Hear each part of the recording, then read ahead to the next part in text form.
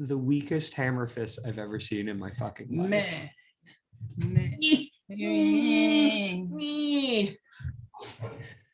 Just like milking some udders. Oh.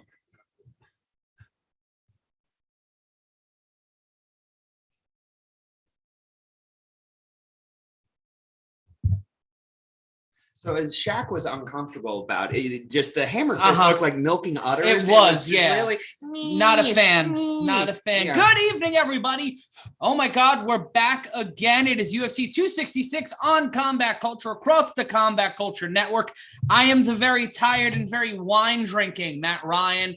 And joining me, as always, the flower-shirted Macaulay Culkin lookalike first, second, and third place winner, Brendan Sokler. Brendan, how you doing? I'm feeling just a little sexy. Yeah. And joining us on the other side of the continent, he is verified on Twitter and verified in our hearts. It's our producer, Shakiel Mahjouri. Shaq, how are you? Still cannot cross the land border into the U.S. All of my hopes and dreams and festivals have been refunded or postponed a year. I can't go to the U.S. to cover events. But I get to hang out with y'all, so I'm loving it. Thank you so much. Also, if you can get refunds on your hopes and dreams, shit, I would have been. We should have been. I don't know what the fuck I'm doing here. Also joining us on the other side of the fake glass, it is our community manager, the lovely, the talented, the bespoke Stephanie Sotilli. What does it mean if all your dreams are in a Roth IRA? Means they grow gradually. Congrats. I don't have time for that. And we have an audience here inside the studio tonight. Be sure to like, comment, and subscribe. Be sure to ring the notification bell if you're watching us on YouTube. If you're finding us randomly on Twitter, hello. If you're watching us on Facebook, no, Grandma, you cannot write that about the... Never mind. Checking in on the chat. Donald saying, how's it going, guys? Going pretty good. How are you, Brendan? I'm feeling pretty good, gang. I'm wildly excited for this card tonight. I went over it a little bit earlier tonight. I just went, ooh, damn. Yeah. Oh, girl. Like, it looks great. It's top to bottom in ways that I have not said about a Triller fight card or any of the boxing that we've had to cover. But well, there was ridiculous in the World of Boxing. We'll get into it a little bit later, but a brand new unified World Heavyweight Champion. Shout out to Jonathan Roncone saying, let's do this in the chat. Hey, buddy, good to see you. Hey, friendo. Long-time viewer, not in a long-time chatter in Jonathan Roncone. But we have a fight going on right now. Marlon Moraes and Dvalishvili in the middle of round number 2. Dvalishvili has Dvalishvili on the ground and now trying to utilize some ground and pound. Wolf Tick video saying, I'm out into 6 sticks and the service sucks. Well, you know what? If you have YouTube Premiere, just close your phone and save your battery and take a listen. Chilled Out Clips asking, do you know who won the Moraes Dvalishvili fight? It's happening right now. Yeah, we're 3 minutes into round 2 of that fight. We'll be talking about that fight, but we're getting ready for the main card. Hey, Life of VP Explorer. I don't know what that means, but he's a vice presidential explorer, possibly. Abe Wine says Nick Diaz Army. I was unaware he was recruiting. Yes. It's a branch of the KISS Army. Good. Stand in for Ace Frehley or Paul Stanley right now. He actually did audition to be the drummer. Oh, okay. He tried to replace Peter Criss on the second reunion tour. And checking in on the chat, Charlene joining us. Hey, Charlene, glad you're joining us. We're doing well. Liquored, tired, and ready to rock and roll. Exactly. That is the tagline of their show, and the shirts will never be able to sell. Corporate America. But Shaq, Nick Diaz is returning to the world of MMA tonight. He's going up against Robbie Lawler. Before I give my take on this fight, and I gave it a little bit on SBR with Jack Zampillo and Dave Mannion earlier this week, but what's your take on Nick Diaz returning? I think the best thing I've seen on YouTube are those comparison footages of a young Nick Diaz shadowboxing and then Nick throwing out like the loosiest, goosiest haymakers for the UFC cameras ahead of this fight. I don't know what to make of it, but I think for all the people who use that as a reason to bet big on Robbie Lawler, like Robbie Lawler is also on the tail end of his career. I know Nick's been gone a long time, but there's something about the Diaz bros, at least with Nate, you see, like, when he comes back from a long layoff, fights Anthony Pettis, he looks good. Nick Diaz, I think, can compete with the level of competition that Robbie Lawler is going to present. I don't know what to make of Nick Diaz during the pressers and talking to Brett Okamoto. That stuff is all confusing, but let's be honest. The Diaz bros do their real talking inside of the octagon, and I'm not going to put a whole lot of stock into what we've seen before. So I'm very trepidatious. I have no idea what it's going to look like, but I guess I'll hedge my bets and say that Nick Diaz pulls this out across 5 rounds. Is this a 5-round fight? Yeah, I'm pretty sure it's, last I heard, I think it's a 5-round middleweight fight, Diaz style, non-main event, non-co-main event, no title on the line. We have three 5-round fights tonight, and that's a little confounding. And it looks like we're going to the 3rd round in this. This fight's over. Hakparast taking the win over Marlon Moraes, who really laid the smacketh down, as DJ would say, in the first round. I call him DJ because we went to the same university, so it's like we're friends, almost. Maybe not. I'm sometimes known as the Pebble. No, you're not. No. But checking in on the chat, Jonathan Roncone did say it is 5 rounds at 185. But let's talk about the card we've got going on tonight for UFC 266. Olive joining us as always, being a pain in my ass. Opening things up on the pay-per-view card, it's Cynthia Calvillo, 9-2, going up against Jessica Andrade. Calvillo coming off a loss to Caitlin Chookagian back in November of 2020, while Andrade lost 3 of her last 4.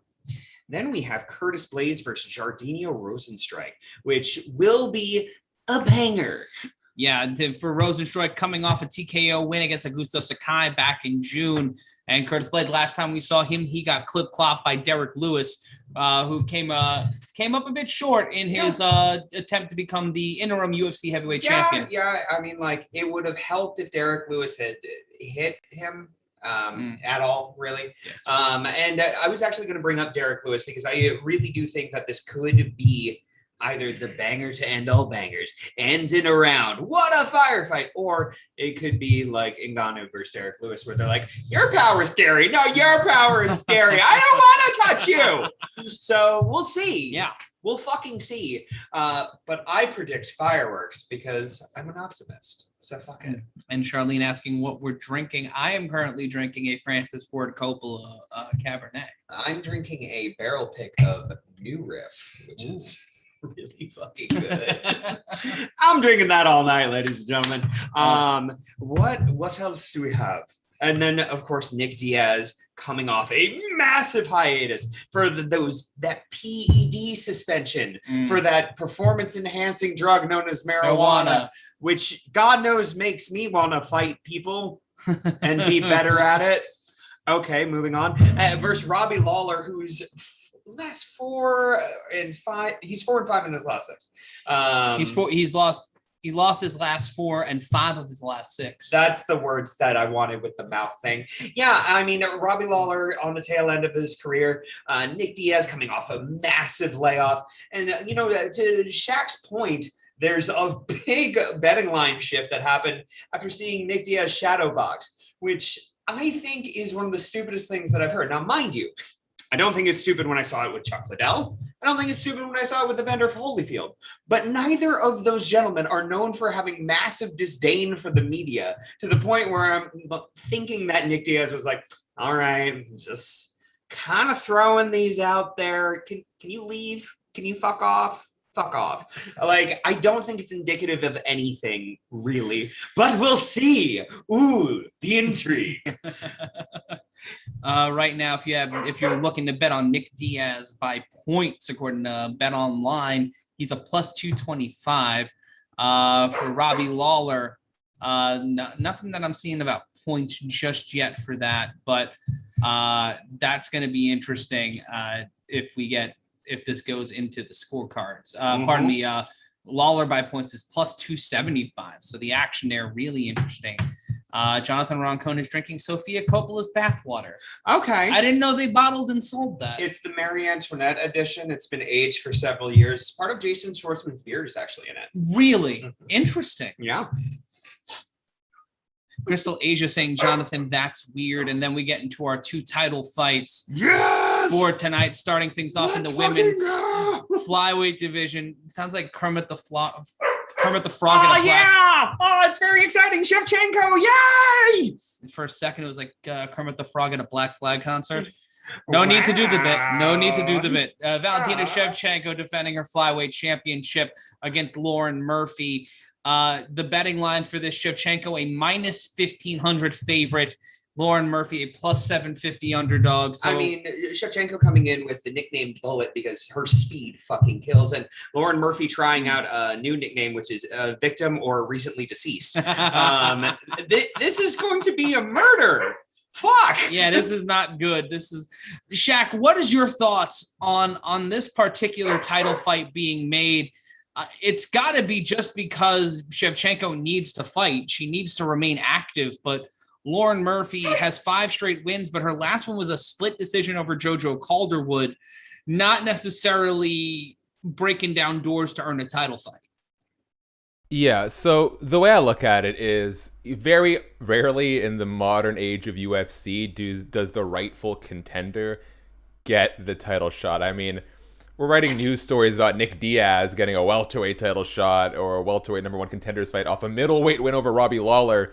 In fact, Nick Diaz said at the press conference on Thursday that if Robbie Lawler wins, he would like to see Robbie Lawler get a title shot against Usman at 170. So let's be honest, we're past the point of like meritocracy in MMA, but Lauren Murphy is next in line. She has the best winning streak going for her in the division among the sort of upper echelon of contenders. And there's no one else for Valentina to fight right now. So, like, let's... Is that a systemic issue with the women's flyweight division? Like, we went through the same issue when Mighty Mouse, Demetrius Johnson, was in charge of the men's flyweight division, running things, and there was no real solid opponent until Henry Cejudo, and then Cejudo busted down the doors and then walked away from the damn sport. Yeah. Like, we know that she's not going to be able to get past Nunes. Well, here's my thoughts on this.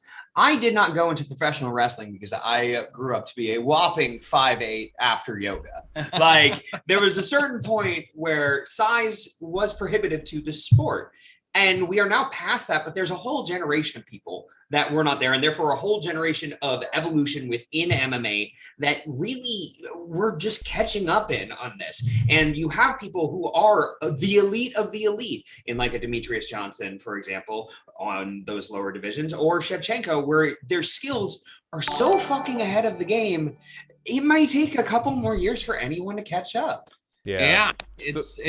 It's the Ronda Rousey syndrome. It's the Ronda Rousey syndrome. To Matt's point, sorry, Brendan, about the lack of depth, I think what happens when you have a lack of depth is also not as much of a breeding ground for star power. One, just because there's less people, and two, because there's sort of less intriguing matchups. Like, there's a trickle-down effect, right? When you fight Conor, when you fight Jorge, when you fight the Diaz brothers, you get, unless you're Leon Edwards, you get a bit of a rub off of that performance. Right. And so that's how a division quickly swells up. You don't really have that at flyweight, women's flyweight. You have a champion in Valentina Shevchenko who's not going to get dirty and mean with people in the build-up. So, you know, it's kind of slim pickings, and this is what you have. And to the benefit of that kind of situation is someone like Lauren Murphy, who deserves a title shot based on her performances in the octagon, gets the title shot. Is it exciting? No. Is it sexy? No. But we have Brian Ortega versus Volkanovski, who's very upset. And you've got Nick Diaz versus Robbie Lawler beneath that. So I'm okay to have this fight. It's a chance for Valentina to build her legacy. It's a fight that Lauren deserves. Let's not complain too much that we're getting what we always complain about in this sport, which is unfair, undeserved title fights. Yeah. I mean, I'll also say this. We work in wrestling, and I've talked about this in terms of the AEW's women's division, where I thought it took a little while for people to understand the general footing because you didn't have anyone who was that touchstone to a previous division. Like there wasn't someone who you're just like a Trish Stratus that came over and you're like, yeah, Shevchenko has fought in higher weight classes. And because of that, Shevchenko, I think, has the star rub of some of those higher weight divisions and those higher profile fights. But no one's gotten the rub off Shevchenko because she murders them. Yes. So she beats them beyond recognition. It's at the point where you're going off of nothing more than dental records. But let's take a look at the chat really quick. Gene USMC asking if Brendan raided Conor McGregor's closet. A similar question coming in from Alex Eddy. Brendan raided Paulo Costa's closet for sure. We're getting ready. It's 10 o'clock in the Eastern Standard Time Zone. The pay-per-view card is beginning. You can call me Brendan Drip Drip for yeah. the rest of Get out of it. Get out of it. Yeah. And you know what we didn't get into, Matt?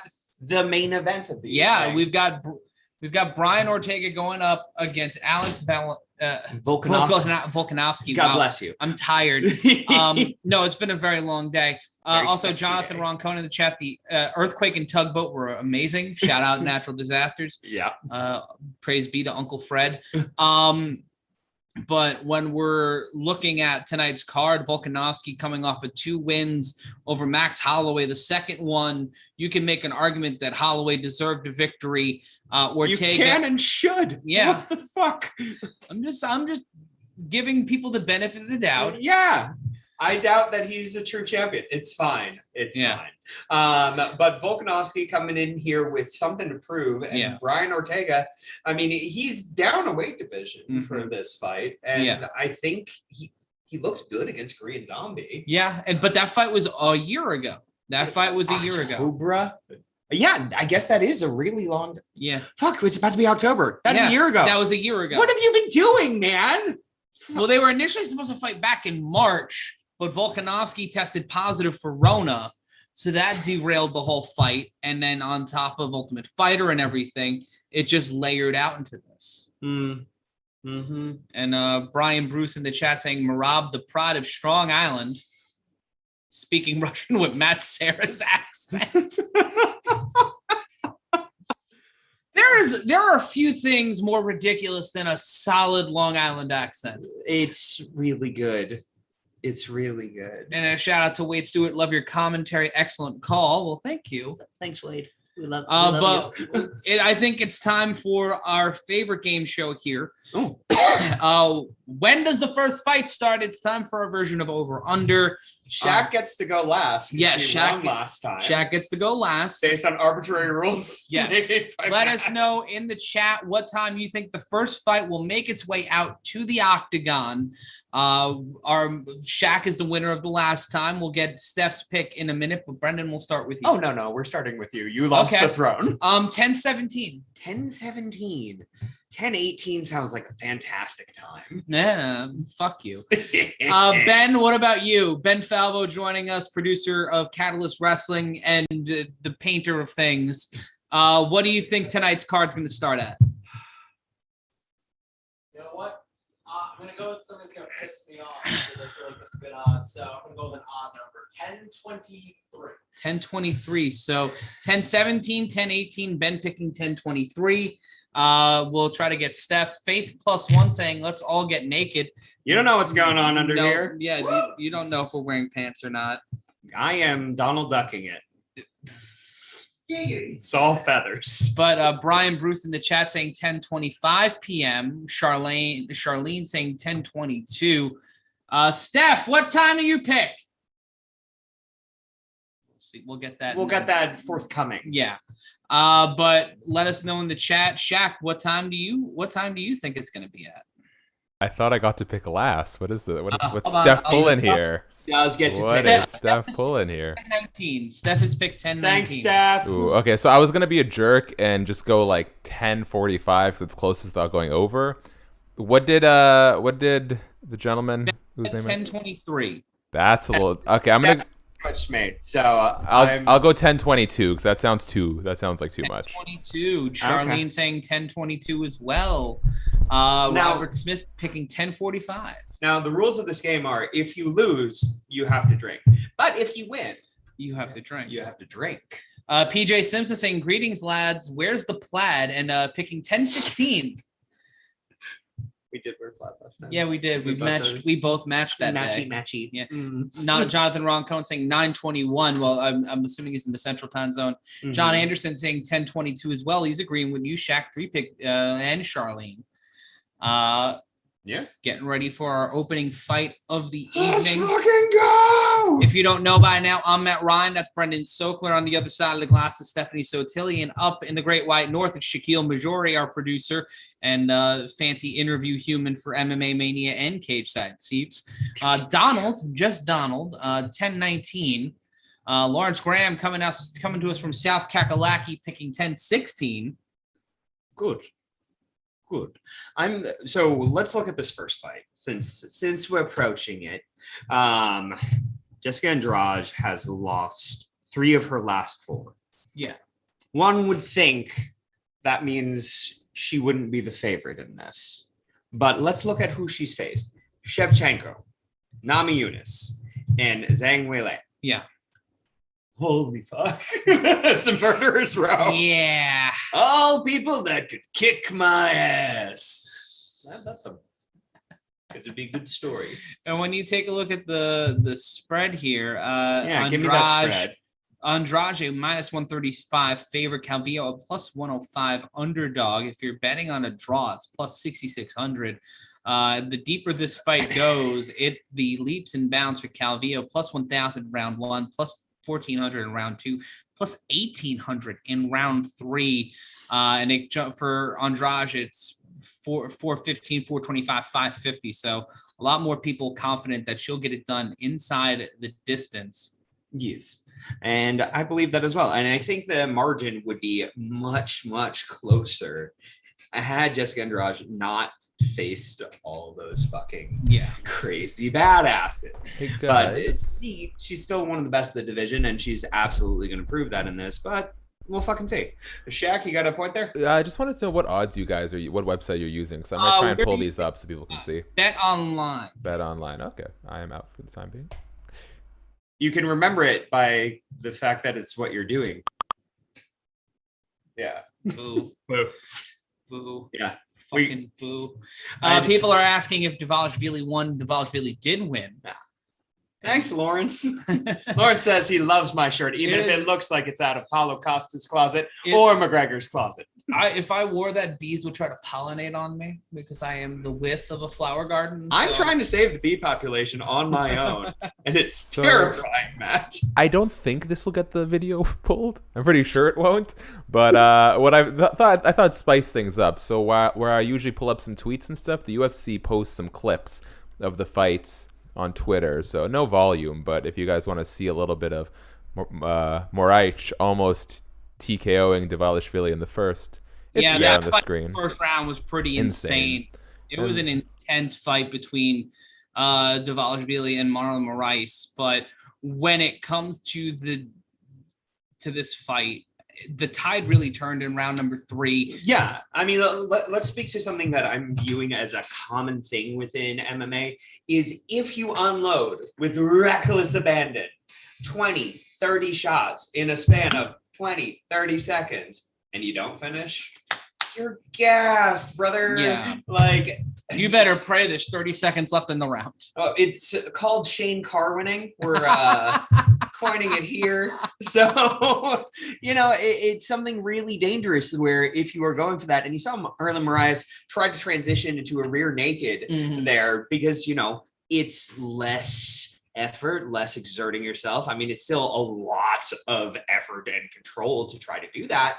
But, you can really fuck yourself over when you smell that blood and you don't get the fucking win. Nick Diaz right now walking through a hallway. This feels like we're about to go to a commercial break on a 2000 SmackDown. Coming up next, 1-on-1 with the Undertaker. I don't know who that was. Shout out to Steven Caruso. Here we go again. Glad to see you again back in the same Northern New Jersey Batcave. Same bat time, same bat channel. Nice. Little Dad City and I say Moraes always gasses. Yeah, I mean, he might want to think about honestly going up a division. Like this fight, the Diaz Robbie Lawler fight, is a fight from UFC 247 to which Robbie Lawler flare flopped upon getting knocked the fuck out. Literally about to say that, but now flare flopping is just what he does on Twitter. Yeah. This fight Choices. this is a rematch 17 years in the making, and Robbie Lawler's head, he's starting to look like Exeter from This Island Earth. I'm going to make a weird point that I think really will affect the outcome of this, but Robbie Lawler, more handsome now. Good for him. Bald works. Charlene saying, CM Punk's back. Can you believe it? Well, you were there on Wednesday night. I was there on Wednesday night, and I was there at All Out. They have All In and All Out. It's very confusing. But no, it's utterly great. Best in the world at things that are not MMA, and it was really lovely to see him. If you have not watched some AEW recently, go do so. Do you like joy? Go have joy. It's great. And they're just running through all of the fights on this card. Yeah. I'm feeling really good with 10-17 right now. I'm fight feeling you. really good. How dare you? I'm really good right now. Feeling great. But every show we do, Shaq, we have a subscriber count that we like to hit. What do you think? What do we have as our subscriber count tonight? All right, we are at, I'll take the camera off me. We are at 131,792. I'm pretty confident. I believe in everyone here that we can hit 132,000 even. So that's 208 by the end of the night. 208 subscribers. I'm confident we can do it. If you're not subscribed already, now is the time. Please hit that button. It goes a long way. Notification bell and a thumbs up. That helps more people see this. Yeah. If you're feeling like you really have nothing to do tonight, our Twitter handles are down here. That's another thing. The more follows we get, the more it helps other people see our stuff. It's a small act. It goes a long way. But most importantly, we're here we're just happy to have you guys here. So yeah, if you ask us something in the chat and we don't see it, tweet us. And if you tweet us and you're not an asshole, we will reply to your tweets on the show tonight. Very true. And if your line is good, not only we get a retweet, you might even get a follow.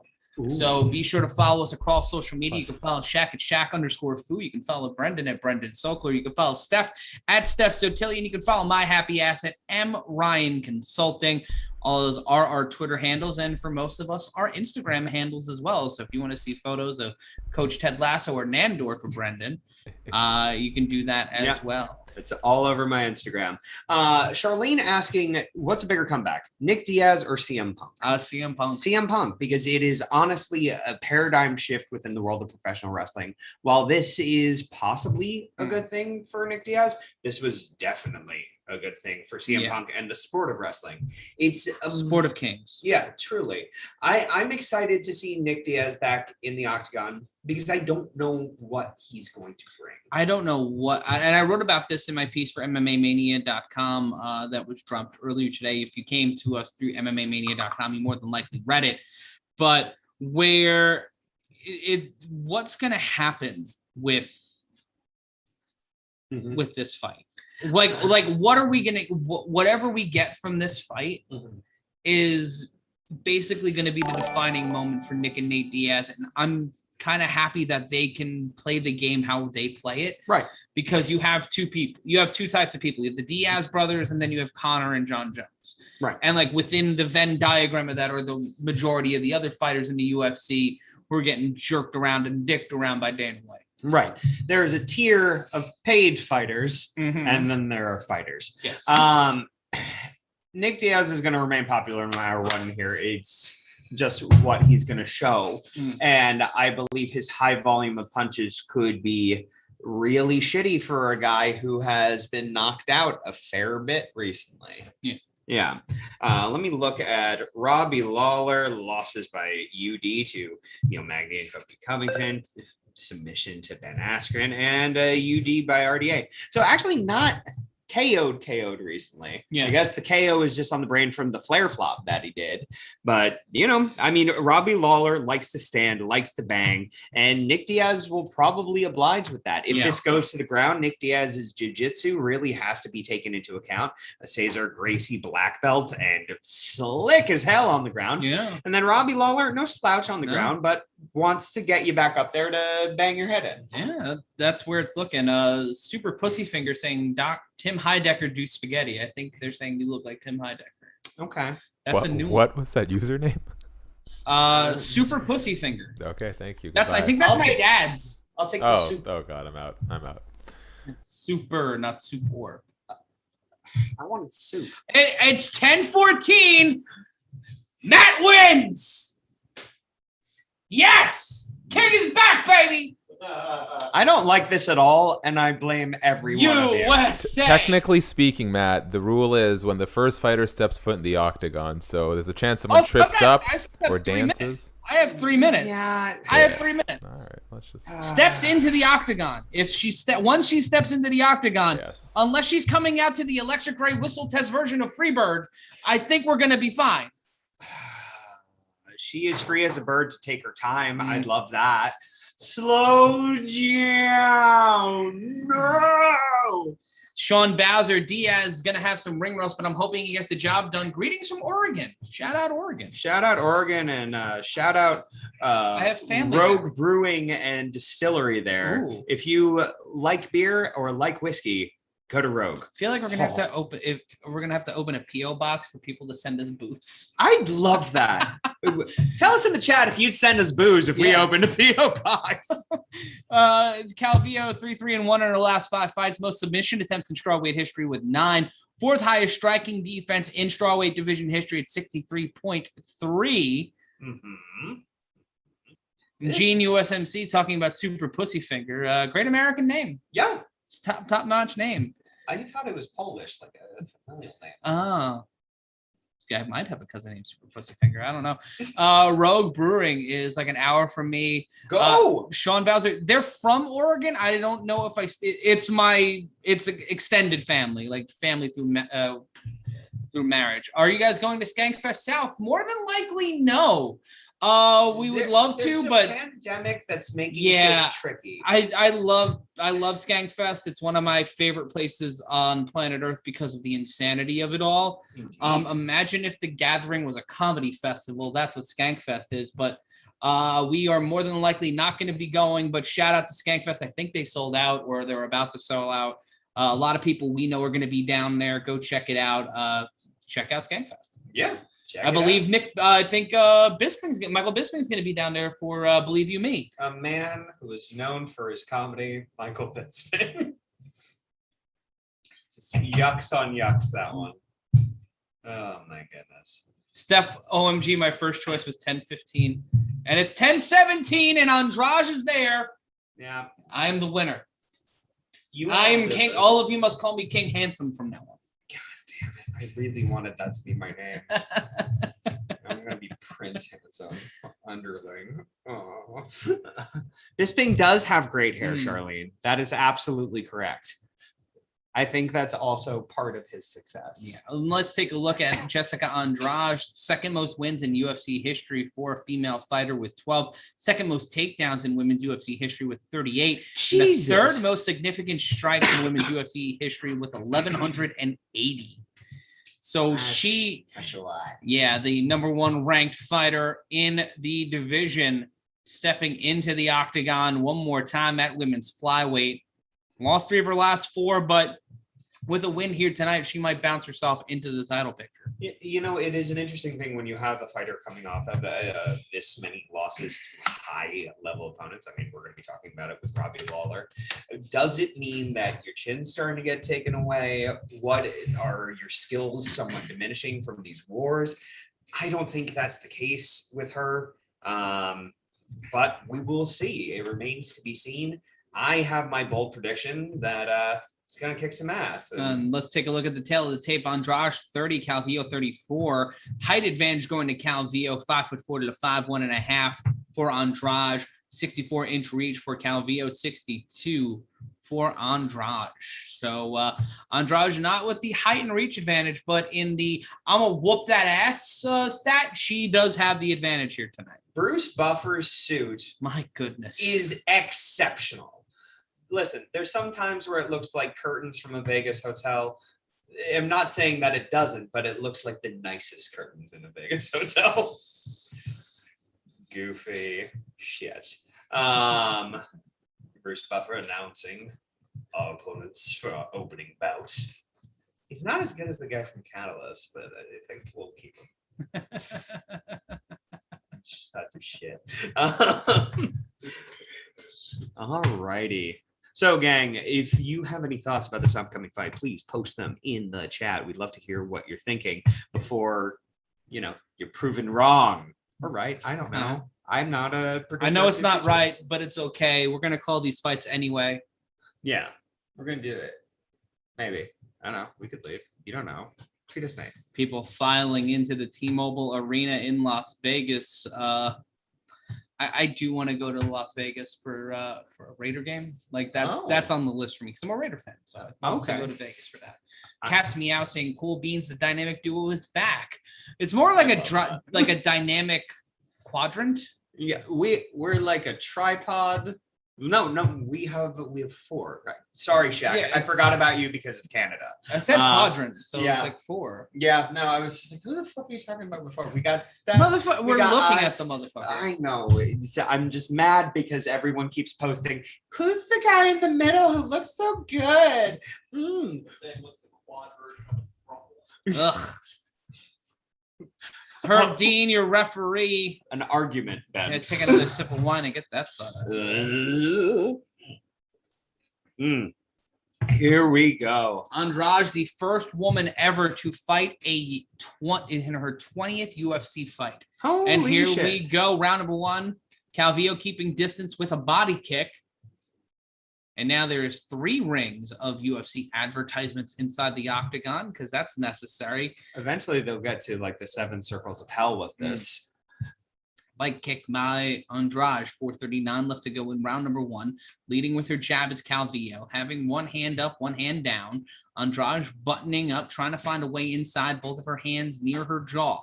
It's truly a tight stance, man. I mean, like this is something that you'll see often in boxing where you are really just trying not to get hit, but also something where if you have any Muay Thai skills, like it allows you to go in for that grip.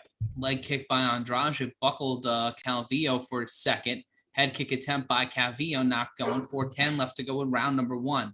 Following with that left jab is Calvillo. Looking for an opportunity here in 4:04 left to go into round. Leg kick by Calvillo. This is the usual start of many a round in that they're attempting to find their distance. Calvillo trying via kicks and then Andrade trying to just get in and duck underneath her jabs. Oh, and we got a bit of a firefight here. A couple of shots landed by Andrade. Calvillo pacing around the octagon with her back firmly near the fence.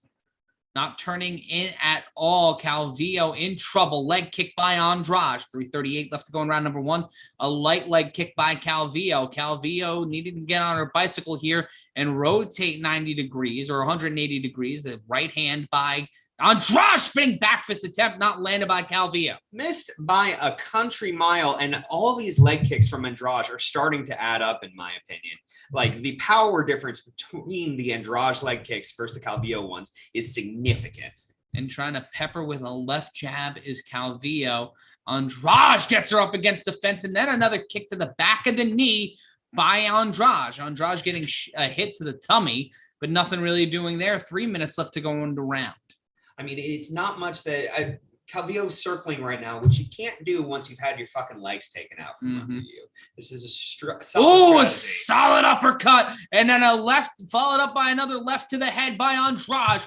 Punch to the midsection again by Calvillo, but covering up her right eye. Her right eye may be badly damaged here, Brendan. 235. It might be, might be something going on. Clipped on the jaw by Calvillo. Calvillo eating some shots here by Andrade, the former champion. Throwing some heavy leather here in round number 1. 2:23 left to go in round number 1. And Andrade continuing like a shark that has just tasted blood. A couple of shots landed by Calvillo, though. It's honestly like watching a Terminator just walking forward through these shots. Calvillo just not getting the power behind him, and then Andrade really fucking tagging her.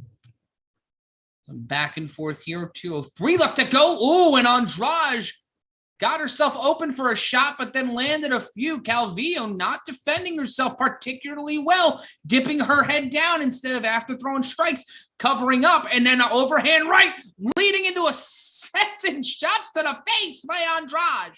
The amount of counterpunching, every time that Calvillo comes in, she's overextending herself, and Andrade is making her pay for it with shots as she's leaving. It's great. I love this sport. 90 seconds left to go in round number 1. Oh, so Andrade caught the leg for just a second, was not able to follow up with a right hand. Calvillo with her back near the fence in the center of the octagon. Andrade with a leg kick. Another kick by Calvillo. Minute 15 left to go. Feigning that left hand is Andrade. Caught for a second was Andrade after throwing the leg kick. Nothing comes of it. Calvillo throwing lefts and rights. Nothing landing so far. The couple of pity pat punches. Ooh, and then a left, right, upstairs, downstairs, upstairs combination by Calvillo, landing only one of those strikes. Kick to the leg again by Andrade. Under a minute left to go in round number 1.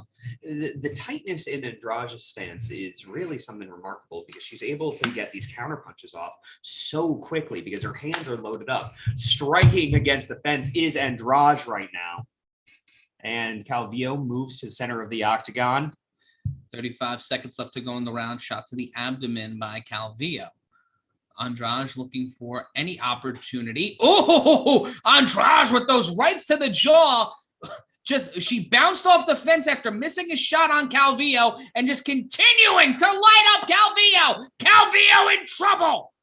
Finding a way out of it. Sorry, Brendan. No, Calvillo just took some clean shots to the face, and Andrade just leveling her. Laying it in. Herb Dean is going to stop it. Herb Dean has stopped it. Jessica Andrade, with 5 seconds left to go in the round, beats up Cynthia Calvillo and gets the win in her 20th fight in the UFC. A fantastic call by Herb Dean.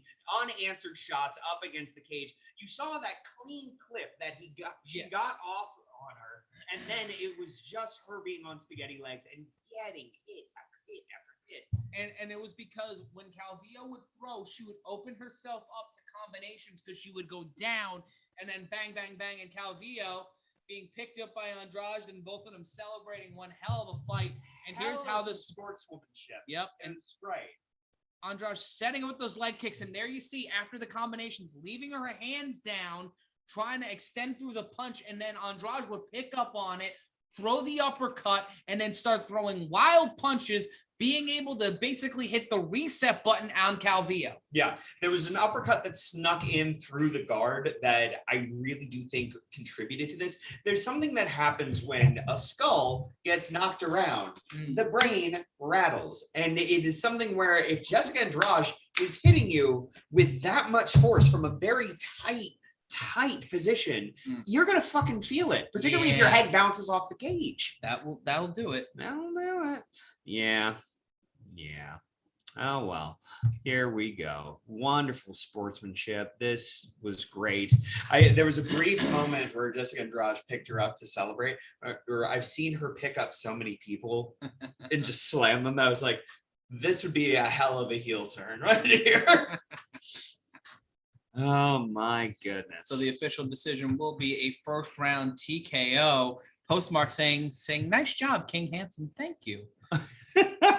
It's a backward ass tribute to Harley Race because he was handsome Harley Race and he was the king. There we go. You gotta love it. If you do a diving headbutt on me, I'm gonna be very upset though. Yeah, the night is young. Like, share, or subscribe, and Matt might do a diving headbutt on me. More people. Yes, Michael. More people will be watching us, but then we'll be fired from our jobs. Michael, with such a spicy take. Yes, it's made him watching all it the on friends. Facebook. Yeah, good job, buddy. You pencil neck geek. That's not Harley, but no. Andrade now tying for second most finishes in UFC women's history with 7, behind Amanda Nunes with 10. The translator that she has looks like a weird combination of Christopher Nolan and guy from Last Man on Earth. Will Forte. Yes. Good for us. We got there together. Yeah. Shaq, what did you think of the fight, Bubba? Cynthia Calvillo got her ass beat. Yes. Accurate. That's why we get paid the big bucks here at Combat Culture. Expert analysis from all of us here. Yeah, she punched her opponent in the face. Andrade did. She followed Chop Onion's advice. Won the fight. There we go. But that's what Andrade does, guys. It's like if she hits more punches to the face, then her opponent, she might win. Well, this is kind of what happens though when you have power the way Jessica Andrade has in these lighter divisions. Like it's the reason why John Lineker does so well, Davison Figueiredo does so well. It's the sort of power that not a lot of people in that weight class have. And so if you don't have a really, really good takedown game to sort of negate that, you're kind of screwed, right? Because Calvillo was landing. It's just those punches wouldn't deter Andrade the way Andrade's punches would deter Calvillo. So if you don't have some sort of specialist advantage or you're super well-rounded the way Valentina and Mighty Mouse are, you're screwed against people like Andrade at these lighter weight classes. How's that for your analysis? I loved it, Shaq. Thank you very much. See, that's how you get people to work. You bully them. Yes. It's effective. Be mean until they do the right thing. It's a wonder why I'm alone. You're not alone. You have us. Andrade to defeat Calvillo by knockout was plus 225. Andrade knockout, $100 bet would have paid $225. So I got to say, I mean, this is also to jump on Shaq's point. The beginning of the fights are always on the feet. Like this is a striker's game unless you have incredible wrestling to negate this stuff. Mm-hmm. And Andrade just has too much in the cans of whoop ass department. And she laid the smackdown. George St. Pierre with his strange hair showing up. George St. Pierre. Is that shirt from my closet? My man's looking like the Arcade Fire. God damn it. I think I saw him in Brooklyn. Yeah. He owns a charcuterie board company. They just make charcuterie boards. No, of course, no, he doesn't. Yeah, but it's so believable I that I bought it for a second. I was like, yeah, George St. Pierre's charcuterie pies. It's a great company. Hello, I am George St. Pierre. Of course, I'm French Canadian, but now I am Russian. Come down to George St. Pierre charcuterie boards. We will take you down. Checking in on the instant feedback. Little Dad 79, Jessica Barnyards, most of these females. Barnyards. That one I'm using from now on. Yeah. That is tremendous. Yeah. That is just fucking tremendous. I would put Barnyards in the sphere of dog walking. Yeah. As just great vernacular for saying someone's gonna whoop someone's ass. GSP has the Bisping haircut, which for a second there I read as the biscuit haircut. I was like, yeah, he's a cute little biscuit. Look at him. I'm gonna get some more whiskey. I'm Matt Ryan. That is Brendan Sokler. We've got Shakiel Mahjouri in the home office running things for us up in Canada. On the other side of the glass, we've not only got Olive the Fat Baby, but we also have Stephanie Sotilli talking to y'all throughout the night in the chat. And if you're watching us for the first time, hello, and I'll get it out of the way. I'm sorry, but be sure to like, subscribe, ring the notification bell, comment. If you feel inclined to super chat, please do so because allegedly it pays our bills. So do that and make sure that you are a part of the conversation all night long. Be sure to follow us across social media, MMA Mania and Bloody Elbow on Twitter. You can follow Shaq at Shaq_Fu. You can follow Steph at Steph Sotilli. That's STEPH_SOITTILE. And that is Brendan Sokler at Brendan Sokler. You can follow me on Twitter at MRyan Consulting because there are 97,000 Matt Ryans exist in the world. And no, I'm not the quarterback. No, I'm not the singer-songwriter. No, I'm not that dude that played Constantine a few times. I am, however, the person who played George of the Jungle. You look nothing like Brendan. I know. Right now. That's a fantastic. I did not like. I watched that movie as a child on repeat, but I just went back to it last year, and I was not disappointed. The straight to video sequel. Ugh. Oh, yeah. Complete with the original. Good times. Yeah. Douglas Abramaski. Anybody got Murphy for the win? No. I mean, someone would make a dick fart ton of money if they were going that way. Yeah, if you have $5 to throw down the toilet, go for it. Yeah, like this is your chance. If you're looking to just cause enough chaos in your personal and professional life. If you invested in Dogecoin and still want more risk in your life, by all means. For those playing along at home, that smells so fucking good. It's really good whiskey. Valentina Shevchenko is a minus 1,500 favorite to the plus 750 underdog of Lauren Murphy. So if you want to fuck around and find out, you may want to fuck around and find out. Yeah, why not? Listen, MMA makes no goddamn sense. So, like, if you're feeling froggy, leap. And speaking of things that make no sense, but make all the sense in the world, Alexander Usyk is the new unified heavyweight champion of the world, the former Olympic gold medalist, former unified undisputed cruiserweight champion, defeated Anthony Joshua by decision today at Tottenham Hotspur Stadium. What a great name for a stadium. Yeah. I do absolutely love that. Yeah, Anthony Joshua again. He didn't get L. Yeah, that's the interesting thing to me, that he took that loss. Usyk was a dangerous fighter for anybody.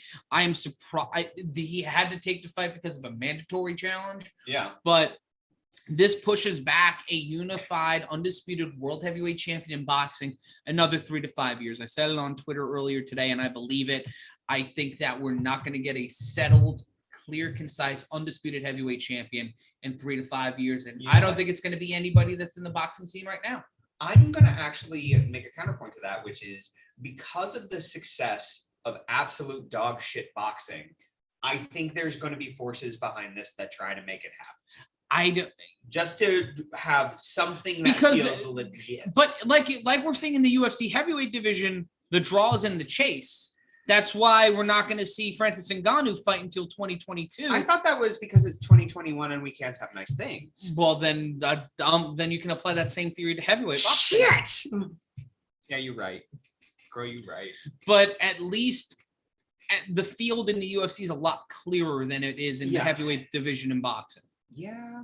Jonathan Roncone saying Joshua was always overrated. I don't think he was overrated. I just think Usyk's power and his precision and skill and his development made him a harder threat. And his strategy to punch him in the face more than Anthony Joshua punched him in the face worked. And our next fight is making its way to the octagon. Speaking of heavyweights, we're going to the big boy division. Jairzinho Rosenstrike making his way to the octagon. The Surinamese native, coming off of a TKO win over Augusto Sakai back in June, lost 2 of his last 4 with the win over Sakai and a TKO over Junior Dos Santos, but losses to now both heavyweight champions, Cyril Gane, by unanimous decision, and then got knocked out by Francis Ngannou.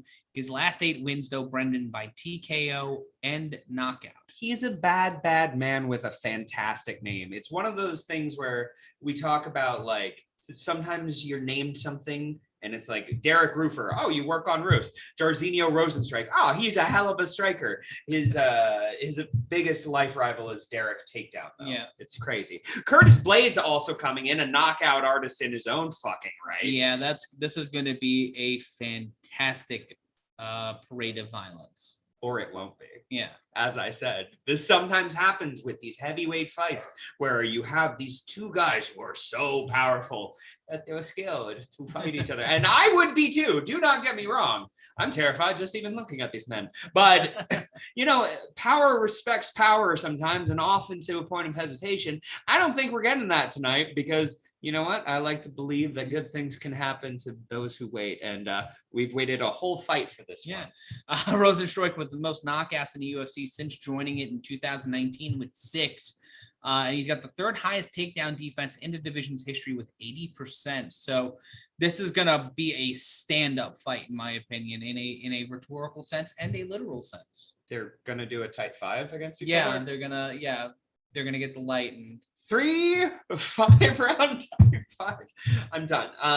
But you know what was also fun is they're starting to do advertisements underneath their stats. Yeah. For this one, it was Halloween Kills. And part of me was just like, what if he nicknamed himself Halloween for this fight? That'd be great. Jairzinho Halloween Rosenstrike. Sounds pretty good. And pretty close to October. I'll take it. And you know what? The next time we'll be joining you for this UFC Fall Brawl will be on Halloween Eve, October 30th. Jonathan Roncone putting Fury versus Fury in October. You don't have anyone fighting themselves but John Jones presently. Yeah, Fury versus Joshua. Must have forgot Curtis is a grappler. No, I'm just bringing up that if he's got the 3rd highest takedown defense in UFC history. Blades is going to have a little trouble getting him to the ground, and it's going to be has power Yeah. in these fists. Listen, we're not negating Curtis Blades' wrestling benefides, but the dude has dynamite in his fists. Yeah. You should get those looked at. Seems unhealthy. But taking a look at Curtis Blades coming off a knockout loss to Derek Lewis in February, ended a 4-fight winning streak where he knocked out 2 and got 2 decisions, including wins over Alexander Volkov and Junior Dos Santos. He's knocked out 10, decision 4. So 10 knockouts says a lot about his takedowns. Yeah. No, I'm fucking with you. But no, he is a multi-tool player. He's a fantastic mixed martial artist. He just can't beat Derek Lewis apparently, and that is a big issue. if you want to do something in the heavyweight division, you got to beat the guy who's had 2 heavyweight title fights. Yeah, it's a thing. Shaq, do you have any thoughts about this upcoming bout?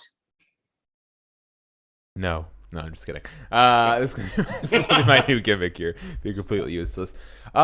It's interesting, right? We haven't seen Rosenstrike fight too many guys with the caliber of takedowns that Curtis Blades has, and this is one of those fights that will tell you something about where either guy is, but at the same time, these guys are both kind of in purgatory, right? Because they get finished by the guys they need to beat to get a title shot. So all we learn from this fight is whether Curtis Blades or Rosenstrike is a step below fighting for a title. It's hard for these, like, poor Blades, who's fantastic, but every time he's been in a number 1 contenders fight, whether official or unofficial, he's gotten knocked the fuck out. The Donald Cerrone of the division, as it were.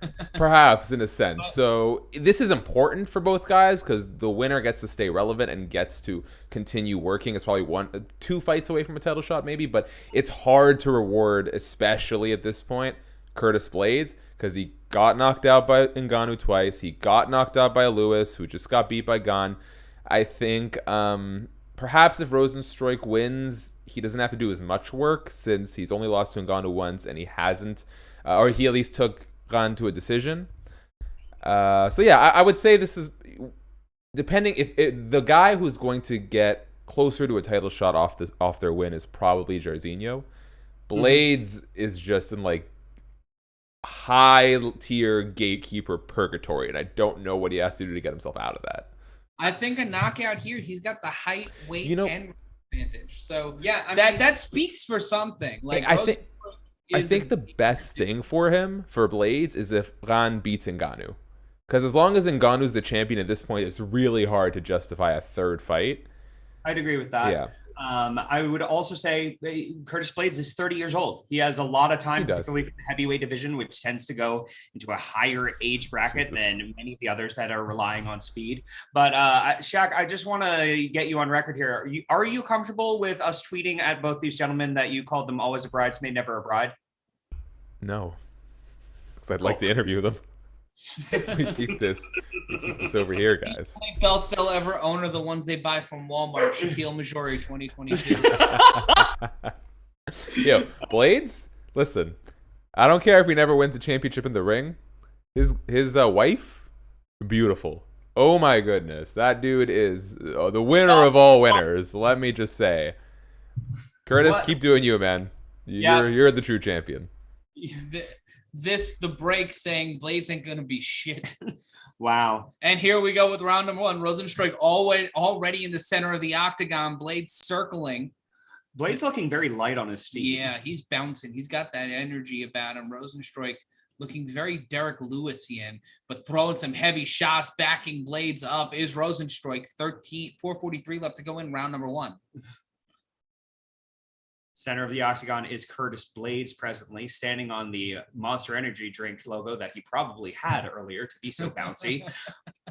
Neither men throwing, respecting each other's power. I mean, Rosenstrike really stormed him in the beginning there, but jack shit has happened since then. Yeah, throwing that straight jab. Both of these fighters throwing straight jabs. Blades leading with his right. Throwing a couple of lefts, switching up his stances, Curtis Blades. Ooh, just a little rock'em sock'em robots here. Not a lot of activity early going, just over a minute gone by here in round number 1. Curtis Blades going for the takedown, and he secures it with a leg trip.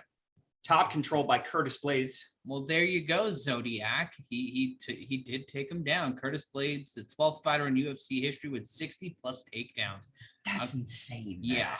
And in the heavyweight division too, where you really don't see that all that much. I mean, it takes a special amount of force and technique and torque to be able to get that. Inside control is Curtis Blade looking to rain down some elbows. And he's looking to trap that left arm of Rosenstrike. If he can crucifix that, Matt, he can rain down with impunity, as you like to say. Yes. And it's punches to the midsection. Rosenstrike. Ooh, he eats knees to the rib cage. Not a good night so far for Jairzinho Rosenstrike. 3:10 left to go in the round, and the guy that was picked to be the favorite according to DraftKings is putting in that work. It's truly impressive, the fact that he took him down, and these strikes look awfully mean. And now just putting his knee on the bridge of Rosenstrike's nose. Rosenstrike now on his side, trying to get belly up, trying to go into Luther Campbell to try to get back up to a vertical base. Blades trying to take the back here. 2:40 left to go in round number 1. Blades trying to secure maybe an RNC or try to backpack Rosenstrike and put all of his weight and pressure him down. This was delicious technique by Curtis Blades. By putting his knee on the nose, Jairzinho panicked and let his back go. And now just raining down and going for that RNC is Curtis Blades. And both men in a kneel situation here, a little T-bowing from both fighters as Rosenstrike pushing Blades pushing Rosenstrike, up against the fence with 2:07 left to go in round number 1. Oh, wow, a beautiful pivot by Rosenstrike. Tried to throw that left, did not land, but both men back standing. It's in the center of the octagon, minute 55 left to go. Blades controlling the momentum of this fight. Rosenstrike looking a little tired here, eating a left hand, threw a wild left that did not land, throwing a floating, leading left jab is Rosenstrike. I mean, you have to be asking yourself the question, Matt, whether Curtis Blades expended more energy holding Jairzinho down, or if just getting back up was that much effort that it really took it out of Jairzinho. And a leg kick there by Blades to Rosenstrike. Under 90 seconds left to go in round 1. Looking for an opportunity. Olive giving the dog variation of the play-by-play. I'm Matt Ryan, joined by Brendan Sokler, Shakiel Mahjouri on the other side of the continent, Steph Sotilli on the other side of the glass. A left overhand thrown by Curtis Blades. Ben Falbo watching from the wings, reading a copy of The Catcher in the Rye like he's in front of the Dakota building in December 1980. Blades with the left hand now in control of this fight, dominating the round, looking to create some opportunities here and move back up into the upper echelon of the heavyweight division. Speaking of Catcher in the Rye, we are holding our breath to see if they'll fucking strike right now. a lot of dancing, a lot of hemming and hawing from both fighters with 45 seconds left to go in the round. And Jairzinho catches the leg, lands a couple of shots, but gets back in time to those Blades, back to the center of the octagon, and both back at 1.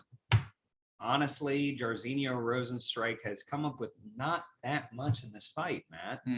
And Blades just seems to have the answers for everything, except for, should I punch more? And the answer is yes. It's always yes. Please do. Shout out to Mar77 saying, you guys are awesome. You are. Thank you. Thanks, Ma. Rosenstrike throwing with a big right. And he didn't follow up, though. He kind of came to a dead stop like you were playing Midnight Club. Power fear, Matt. Oof. And a left-right combination by Rosenstrike, and we will end round number 1 with a very UFC heavyweight division round 1. Yeah, this, if I wanted to show someone what a quintessential UFC heavyweight fight was, be like, this. That's not a good thing. Sometimes it's better than this, but every once in a while they're better. But that's the thing. I love heavyweight fighting, but this division, it's feast or famine. Truly. I mean, fantastic technique put on by Curtis Blades, and the power of Jairzinho Rosenstrike when he was hitting, which was rare, did look pretty fucking effective, but he has to be throwing a much higher volume. Both these gentlemen need to. So I don't know.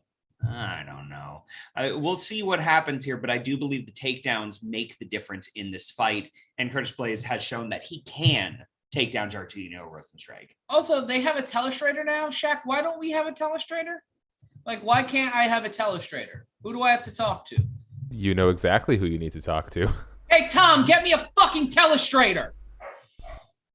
I would like Tella wibbly wobbly straws, like one of those. That would be. I want one of those Madden gimmicks. Starting round number 2. And by that, a video game with my name and face on it. 4:51 left to go in the second round. I'm Matt Ryan. That's Brendan Sokler. Leading with the left was Blades.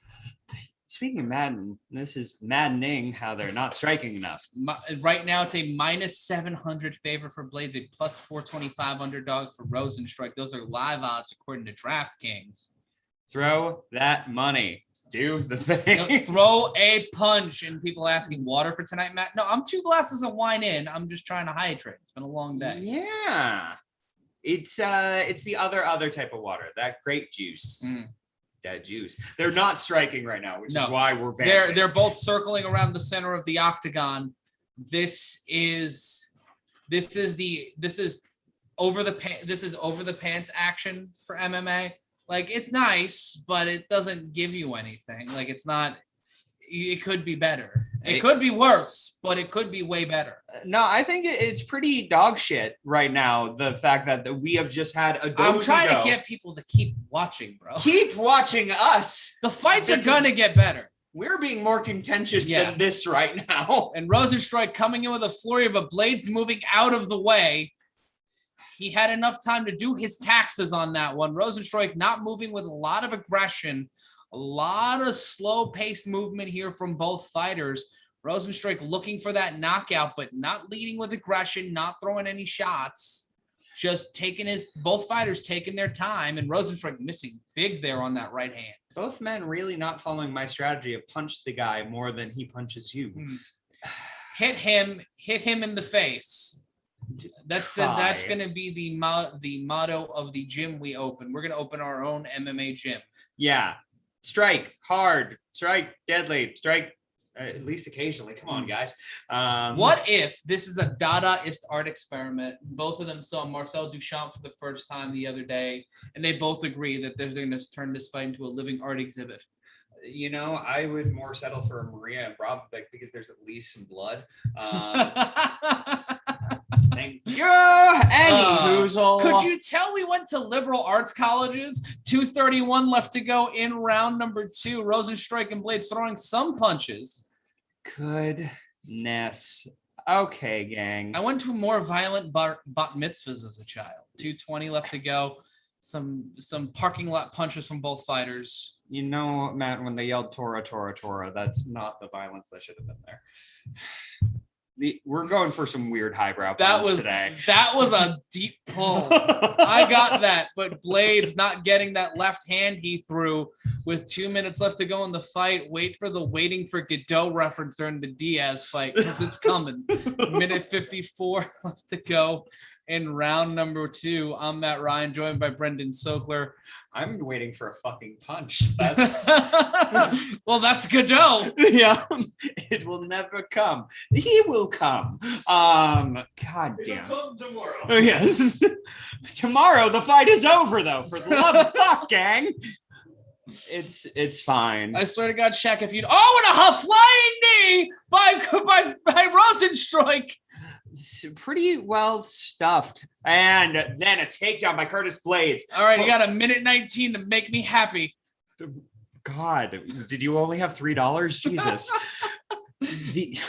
Time winding down. Brian Bruce saying not as bad as Rothwell versus Hunt was, but yes. Listen, that doesn't make it good. Blades in the mount, switching over to side controller, at least trying to on Rosenstrike. 54 seconds left to go. Shots to the midsection by Blades. He's going to steal this round here in the half guard, trying to get into side control. You know what's interesting, Matt, is before this fight, both these men said, you know what I hate? $50,000. You know what I really don't need? A performance bonus. And now both men just punching each other in the head while in half mount. God damn it. I'm so mad right now. 24 seconds left to go in the round. Curtis, according to Anthony Moralato, Curtis doesn't want to get caught by another uppercut. Yeah, they're both being very cautious here in round 2. Oh, who could have possibly predicted that this might happen? This guy!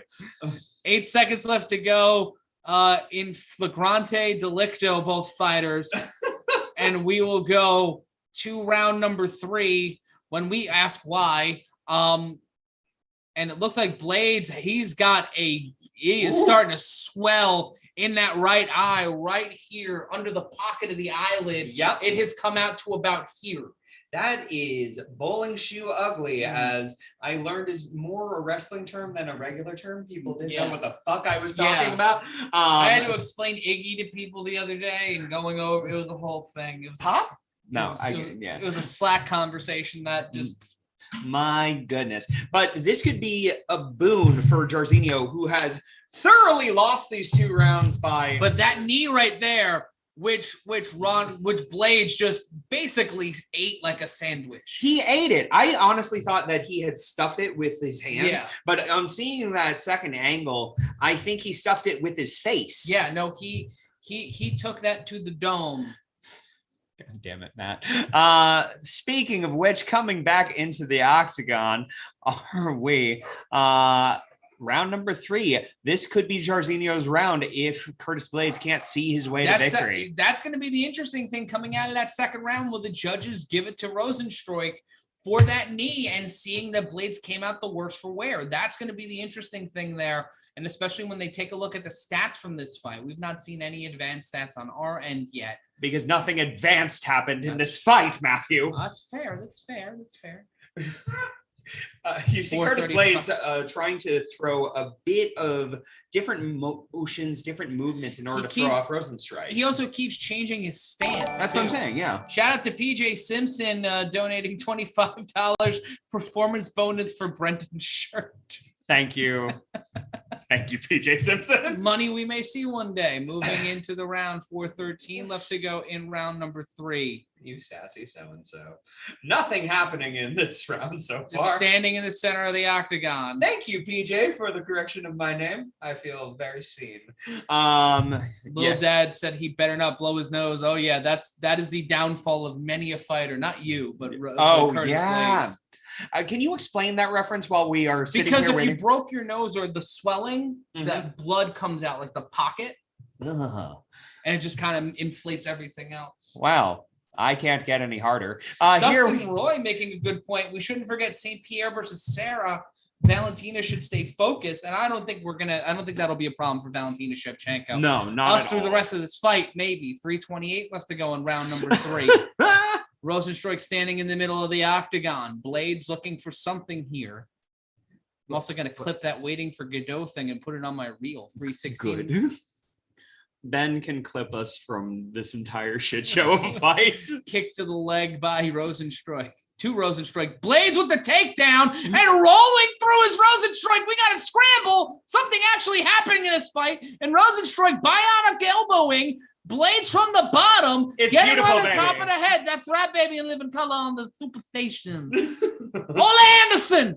2:50 left to go in the round. Rosenstrike in trouble. Blades trying to maintain here in mount position. Has not postured up. Postures up, but Rosenstrike pushing him off. Blades back to a standing position. Rosenstrike turtling, trying to windmill kick his way out of another predicament with 2:32 left to go. I can hear that windmill cooks give you COVID.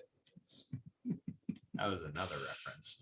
We have fun here. 2:24 left to go in the round, and trying to get into side control from the half mount is Blades. Rosenstrike living on the ground now, might be paying rent to stay in the T-Mobile Arena tonight, like Kanye during the Donda sessions. 2:09 left to go in the round.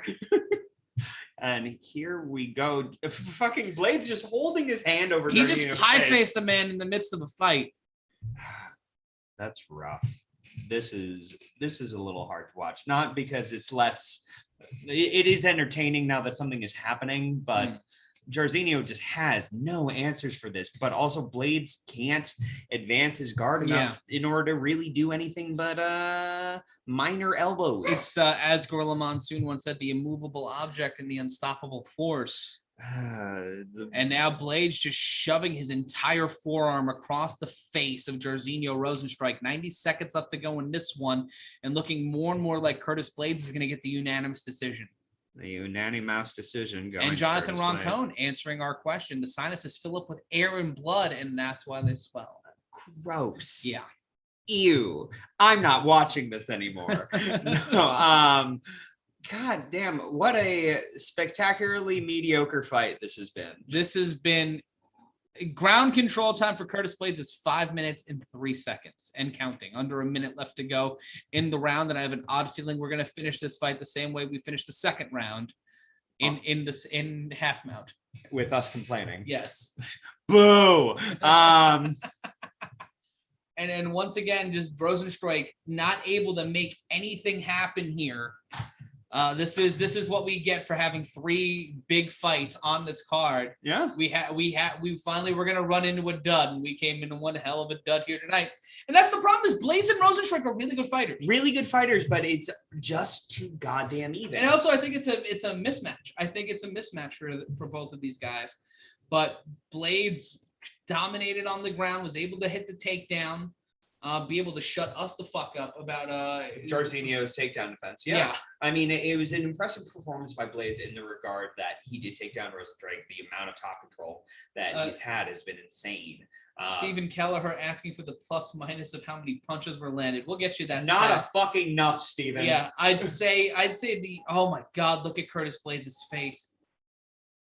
Gross. That man is not driving himself home tonight. No. Let's see. This is where we talk about Dan Lambert being accosted and that flying knee strike in AEW. That was a beautiful knee. That was a beautiful knee by Jorge Masvidal. I honestly thought because he was a UFC fighter, we would not see any physical action from him. And then he comes out of the corner, flying knee! It was gorgeous. Hits the Baisaku knee. Yeah, He seriously. Askren's a man in the middle of God and everybody. Did you see Askren's tweet about it? Yes, I did. Pay me my royalties. Beautiful. Shaq, what's your take on this chess match of awful that we just saw? Well, it was not great. It was okay. I mean, it's a Curtis Blades fight half the time. This is what I'll say. For whatever reason, Blades does great when he does those like upper body lock takedowns or those upper body entries into the cage with the hook. But every time he ducks down for like a double or a single, he gets hit by something really bad. He's got to stop doing that. The last time he ducked down for a double leg, he got uppercutted into another universe by Derek Lewis. And this time, I want to run these fight stats really quick. Yeah, please. It's 31 significant strikes to 25 from Rosenstrike, 146 total strikes between the two. Blades 100, Rosenstrike 46, and we're about to get the official decision. So we'll get to you just in a second, Shaq. We just want to make sure what the official decision is. We just wanted to interrupt you, Shaq. Well, it's because our feed, because we're in the United States, we're getting it quicker off the satellite, so he's able to. This is very true. We delay Canada to punish them. All 3 judges score the contest 30-27 for Curtis Blades, getting the unanimous decision and having what looks like putty all over his face, and it looks like he flipped off Rosenstrike. You know, if you punch him right in the stomach, he goes. Woo, and just so Shaq, I'm sorry we cut you off, but what were you saying? It's okay. I'm over it. Wow. I'm over it. Wow, Shaq. Yeah, I was just going to say, Curtis Blades, he's got to stop dipping down for takedowns, because every time he does, he gets hit with a uppercut from hell or a flying knee that shuts his eyes. Like, that one's not working for him. He's a big boy. Just barrel into people's chests. You'll be fine, but stop with the low entries. I thought he was about to murk himself when he went over in that takedown. When he did the forward roll. He nearly did a fucking header, man. Can you imagine someone knocks themselves out just like falling over somebody? We've seen weirder shit, man. Like it is a weird and strange and wonderful sport where who knows? Maybe it just does like a nice little head slide. Also, Michel Pereira would be the first one to do that. Knock himself out in a UFC octagon. He'll be the first one to do it. Well, let's not sell Johnny Walker short, who's fighting in about a week's time. Either one of them is going to be the first one to hit a standing SSP in an MMA fight. I'm here for it. Oh, Mel Gibson was allowed in the building. You know, just to keep up the John Jones-esque theme, they let Mel Gibson in. Yeah, Mark Coleman in here, an actual hero. Yeah. And then a dog with a guy in a beard. Just a bunch of people drinking Modelo somewhere in Henderson, Nevada. The Twin Peaks in Henderson. Did you know that Twin Peaks in Henderson is the only restaurant in the Michelin Guide in Henderson, Nevada? Why would I know that? Why do you know that? It was a fact told to me at gunpoint. Were you though? Or did? I can't talk about it. Oh, so many NDAs. I'm gonna get some whiskey. Let's talk to the chat really quick. Shaq, where are we in terms of our subscriber goal tonight? We're trying to get to the 30, 40 more subscribers, 300 more subscribers. 132,000 is the goal. Let me look. Sometimes the bar down bottom is delayed. So what we're actually at, it'll update shortly, is 131,815. So less than 200 from our goal, guys. If you haven't already subscribed, if you have a second account, switch over, subscribe. If you got a third account, switch over, subscribe. We all know that you have the account for your kid, the account for your family, the account for your grandma, and the account for ones where you look up old Showtime and Skinemax classics. So you hide your search history, follow us on all three of them. Yeah. And ring the notification bell. Do it. Get it with ice. It's super smooth. It's great. Shaq, let's talk about this upcoming bout while our dear friend gets some whiskey.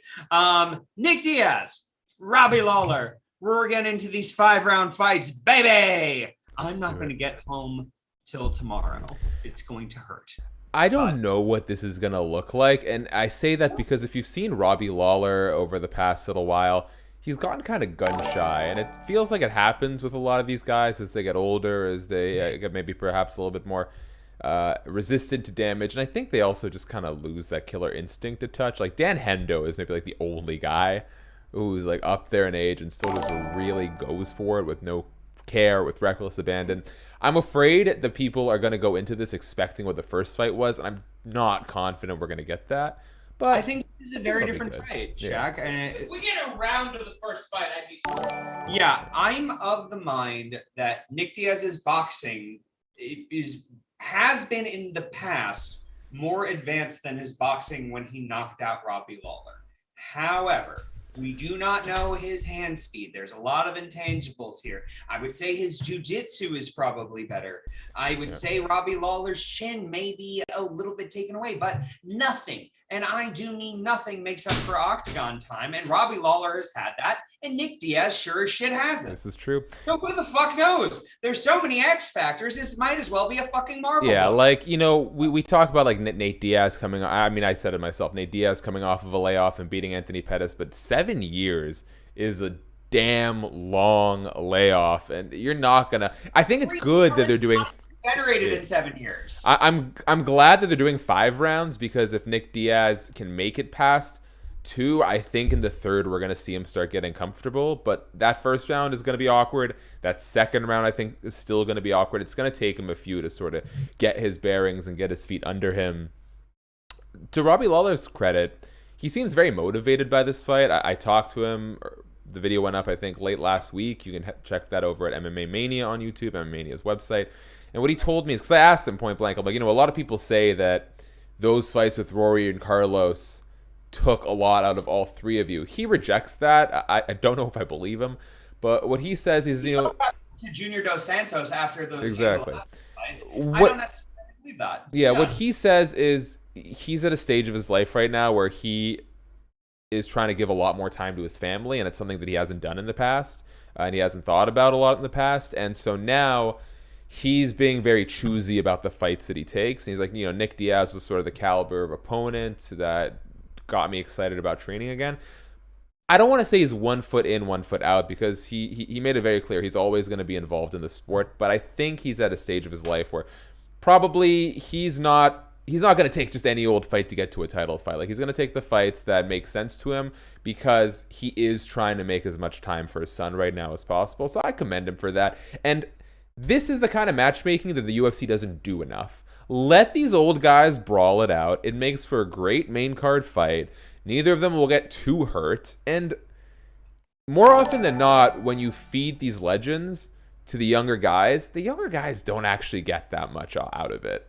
I'd agree with that, Jack. And we've talked about the idea of having maybe a Legends bracket or something to that effect. Well, or maybe even a tiered set of brackets just based on wins where you can move from one division to the other based on how your standing is. I think that these fighters are in a very interesting position where this is a money weight fight. Yeah. They're not fighting in their actual weight division. I mean, both have fought at middleweight. Yeah. Nick Diaz famously against Anderson Silva. Robbie Lawler was the Elite XC at middleweight champion, and I believe fought in Strikeforce as a middleweight. This is not overly uncomfortable for either of them, but we are in the late stages of their career, and a win for them could put them in title contention. They have name value, but I think personally, either one of these guys might end up facing like McGregor or some shit after this. I could see that happen. As they are beatable names. Yeah. Taking a look at that, Stephen Kelleher donated $5 to the cause. Sherry Ellsby saying Nick turned savage when it's time to be savage. Nick Diaz Emery, I think they meant Army by knockout. Shaq, what were you saying? I was just going to say, do you think that they will ever have another BMF title fight? Because I really think they should lean into that division a little bit more. I think they absolutely should lean into that division, and I think that they will, because I don't think Jorge Masvidal is getting anywhere near. Dana mentioned like Jorge Leon. That is not the BMF fight I want to see. But if that doesn't work out, if Jorge loses to Leon, and it's very clear that we're not going to get Jorge in a title fight, let's just start doing BMF fights, right? I mean, either of these men could be up for a BMF fight. Exactly. Dude, exactly. Smart and good and interesting, which, you know. When is the last time the UFC did anything fan servicing? I mean, BMF title fight. Actually, they signed Chris Barnett. They signed fucking Chris Barnett, and I love Chris Barnett. There we go. And he's going to fight Gian Vellante, and that's going to be like the Sloppy Joe 7-Eleven fried chicken of MMA, and I am so excited for it.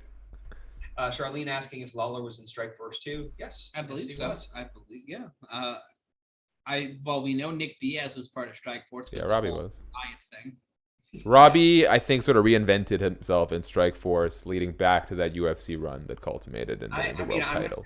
He started reinventing himself in Elite XC, where he was champion, and then carried that over into Strikeforce, which just was a better platform, frankly. Michael Goodman says, "You said fried chicken." Yes, was that the secret word? Is it something magical is going to happen? Dude, I love. And can we just take a moment, guys? Fried chicken. Yeah. Fried chicken. If someone wants to send me fried chicken, I fucking love fried chicken. Dude, Diaz knocked out Leaker in Strikeforce. What the fuck? Who's Leaker? Lineker? Maybe. I don't know. Fuck it. Anywhoozle, lights go out. We are about to have our entrances. Brandon saying, my hair is looking amazing tonight. Thank you, Brandon. You do have really good hair. Thank you. Yeah.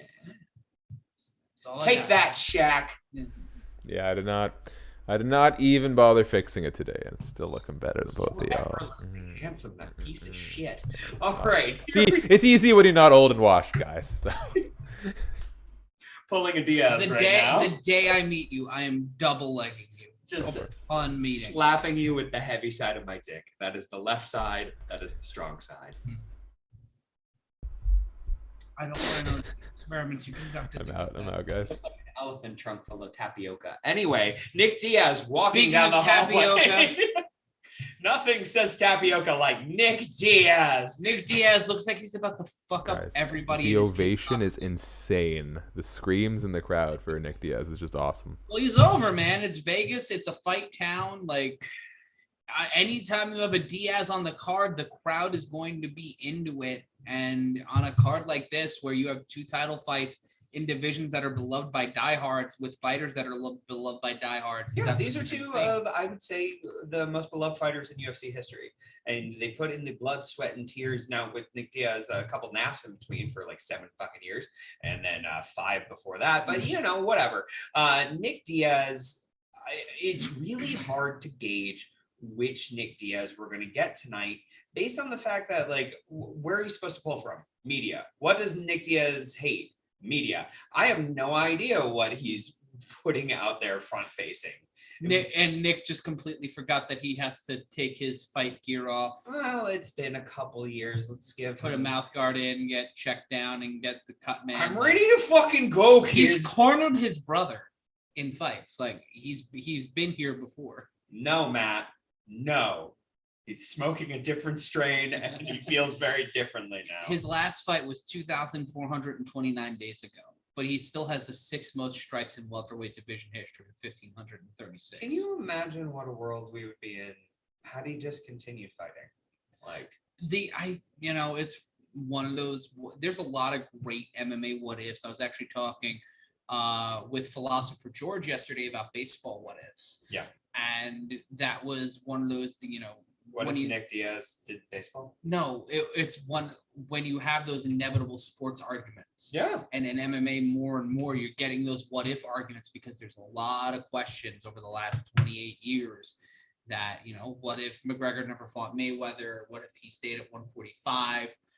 What if he never found out what hand trucks are not for? Yeah, no, that's a thing. Do we have our official predictions for this fight, folks? I'm gonna go with Diaz. I like Lawler a lot, but for me, Lawler had to make up weight. He's got to make up in reach and in height. And even though he's been the more active fighter, he has taken a lot of punishment over the last few years. I have no confidence in either pick, and just to be a contrarian to Matt, I'm going to go Robbie Lawler via head kick. Okay, I'll split the vote here. I will break the tie. George St. Pierre picked Nick Diaz, and who am I to question my fellow Canadians? I thought you were about to break the tie by going, George St. Pierre is going to win this fight. But will he be impressed by his performance? Bro, could you guys imagine this? Imagine this. Nick Diaz wins this fight. George St. Pierre stands up. Rematch. Listen. Let's do it. Let's do it. My brain and gone other places. Yes. That you will proceed to slap me with. Yes. Sorry. Across a country and a continent. Go gadget. Anyway, we have fun here. Canceled. We're all canceled. God damn it. Nick Diaz just looking so unhappy. Why? He's not happy. He's not a happy man. Yeah, but he's a miserable sumbitch. Yeah, I mean, but he gets to smoke weed all day and do triathlons. Like, come on, bro. Someone just bet $7,000 on Nick Diaz for a $16,800 payout, according to what I just saw pop up on the TV. MC Hammer watching the fight. Good. God damn it. Wolverine 2002 doesn't matter. He's going to fail the drug test. Weed is legal. Thank you. Yeah, big difference now is weed is not considered a performance-enhancing drug because it doesn't do that. Robbie Lawler and Nick Diaz getting ready to go. Jason Herzog, your referee, both of them with indie wrestler physiques. And here we go, spinning back kick by Diaz to start the fight. Goes immediately into a Muay Thai clinch by Lawler. Diaz making me look like a jerk off.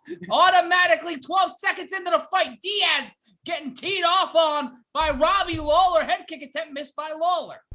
Diaz turtling up right now. Lawler throwing punches and bunches, all landing against the body. Leg kick by Lawler. Diaz with the jab. He looks slow. Yeah, he does not look fast. He tried to do that head kick to try to pull a Masvidal and fuck with Lawler's head, but Lawler just rolled into it with his earthquake-esque gear and rolling right into it here. The Venom gear looks like a ripoff of Chris Benoit and Earthquake's wrestling attire, and it confuses and annoys me. Moving into this fight, 4:09 left to go in the first round. I feel like Nick Diaz just trolled us with his opening move. Yeah. Slow as the hand speed. It's not even the speed. It's just like the motion. It's not. There's no fluidity to it. He just doesn't look like he's caring or committing behind these punches. 3:46 left to go in round one. Conor McGregor saying this is tremendous. Hashtag the OG league. This is the OG division. Listen, make the belt. Fuck. Yeah. If we're not going to have the BMF title defended. I'd watch the old head division. It would give Cerrone, Lawler, a whole bunch of fighters an opportunity, and it would, give fan service to the diehards who sat through the evolution of the Zuffa period. 3:21 left to go in round one. Diaz pity pat punches. Lawler looking amazing right now, physically and just in body language, eating a couple of shots from Diaz. 3:09 left to go in the round. Diaz going forward. Lawler receipts to the face. Throwing some heavy shots here is Robbie Lawler, but he looks a little tired. Both fighters breathing a little heavy here. Uppercut in the clinch, and an overhand right landed by Diaz. Right-left combination landed by Diaz. Diaz might be able to Homer Simpson this and boxcar Robbie Lawler here in the first round. Diaz starting to find a groove and starting to land some punches on Lawler here. But he just eats a shot to the jaw. Charlene in the chat saying Nick Diaz looks uncomfortable. Here we go, a little firefight. Yeah, this has already been way more active than the last fight. So Progress is not just a wrestling company in the United Kingdom. 220 left to go in the round. Leg kick checked by Lawler to Diaz.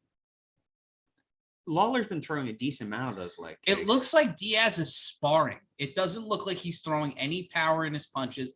It looks like he's either trolling or sparring with Robbie Lawler, maybe trying to get him tired. That's part of the Stockton slap boxing technique. You're jarring the head.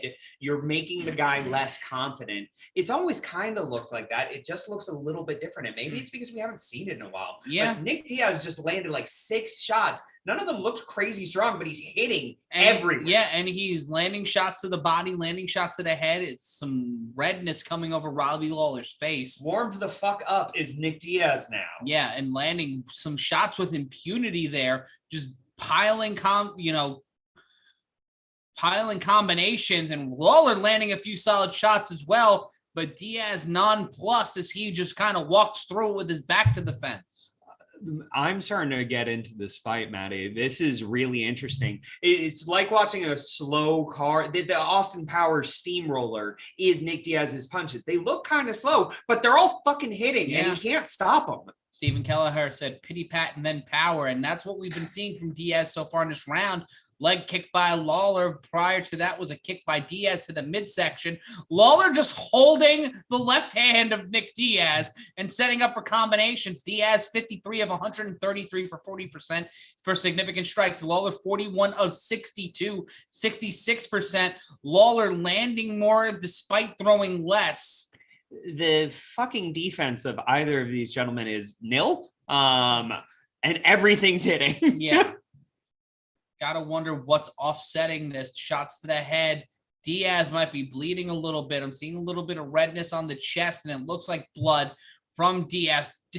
Both of these guys just fighting in a phone booth. Diaz is back to the fence with 17 seconds left to go in the round. Overhand left thrown by Diaz. Eating combinations. Hit one to the body, one to the head by Diaz. A left-right combination, but he eats a few more shots from Lawler. And both men will survive. Lawler throwing a shot right to the jaw, and then as time expires, presses Diaz up against the fence. We will be going to round 2 of 5 here in the middleweight division. This reminds me of Vanderlei Lieben, but slower. It's like if you put Vanderlei Lieben on like half speed. Yeah, it's just watching it on old VHS. I just want to take it all in. Give it to me, baby. But I mean, a truly interesting round where Diaz came out very unconventional with a flying thrust kick. What in the ever-loving fuck? And then really warmed up throughout the fight. I would give that to Lawler by a hair, but if anyone argued that Nick Diaz took that round, I wouldn't begrudge them that. He was just landing and landing and landing. All punches. I think the difference being Robbie Lawler's leg kicks is a difference maker here in terms of changing levels and in terms of damage. Now, Nick Diaz seemed very calm in that last round, but we'll see how long he can remain calm if he can't move around like he wants to. But he's not moving around. They're fighting in a fucking bone booth. I don't know, man. What the fuck?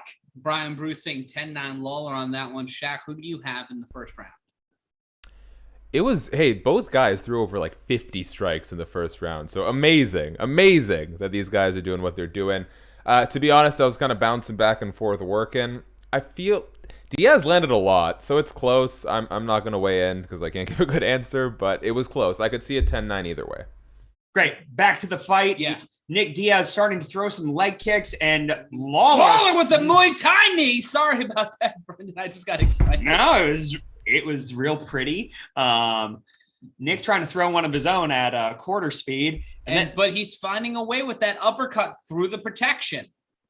of Lawler, and Diaz pacing himself to the fence and getting himself on nearly Muay Thai kneed again by Lawler, pacing around the octagon, both men breathing through the mouth here. Diaz a little more open with that than would be Lawler. Right and left combination by Diaz, though, body into the head. Throws a leg kick to the body, thrust kick by Nick Diaz, throwing a jab with his right. Lawler still pressing against the cage, trying to find a punch to throw, but Diaz throwing his hands in the face of Robbie Lawler and then really throwing him with some speed with a couple of jabs and some Stockton slaps. Yeah, you got him with the right uppercut too. Overhand left now, that Stockton slap variant from Diaz.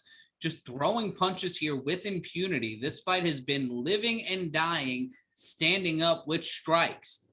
You have to also ask yourself the question, why won't Nick Diaz just go for a takedown and tap this guy out? Yeah, because you don't want to really fuck with Robbie Lawler. Taking a Tom Clausen from Northern Wisconsin watching us tonight. Shout out to you, Tom.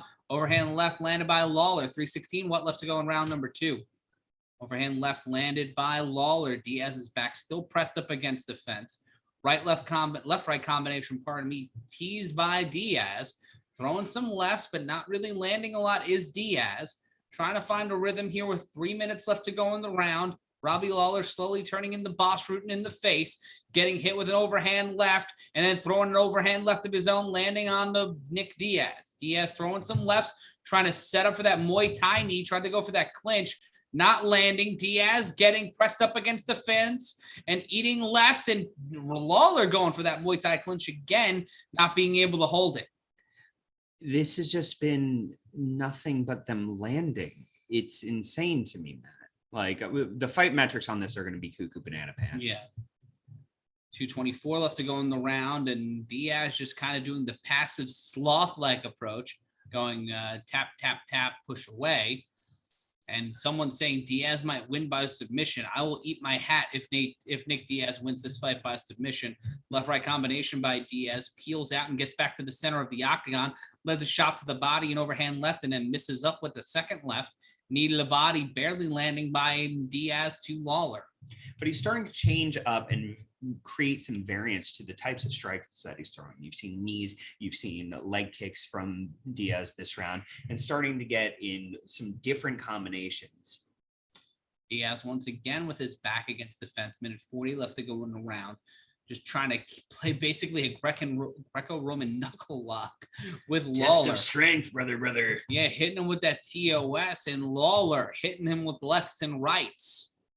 And Diaz looked a little troubled there. He might be in a little bit of hurly-burly, eating a right hand by Lawler. Diaz throwing a left.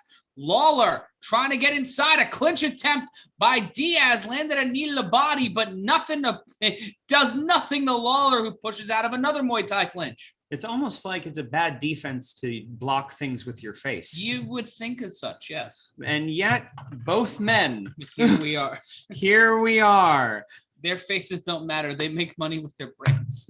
Good. Diaz throwing 107 punches to the head, strikes to the head, 81 by Lawler, 27 to the body by Diaz, 22 by Lawler. No leg strikes, and by Diaz, 6, I believe, by Lawler. The graphic went away too quickly. I mean, you have to ask yourself, with the high volume of the strikes that Nick Diaz is putting out, even though they're not as damaging, is it going to add up to him getting a judge's scorecard if it goes that far?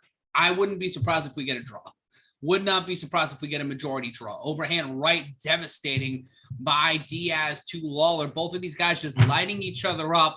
Maybe some hematomas growing in the faces of both fighters. Theo Vaughn, for some reason, getting some love from the UFC. Lawler looking like he tried to hit Diaz, but caught him in the back of the head. Ooh. And that will be the end of round 2. We have 3 more rounds to go.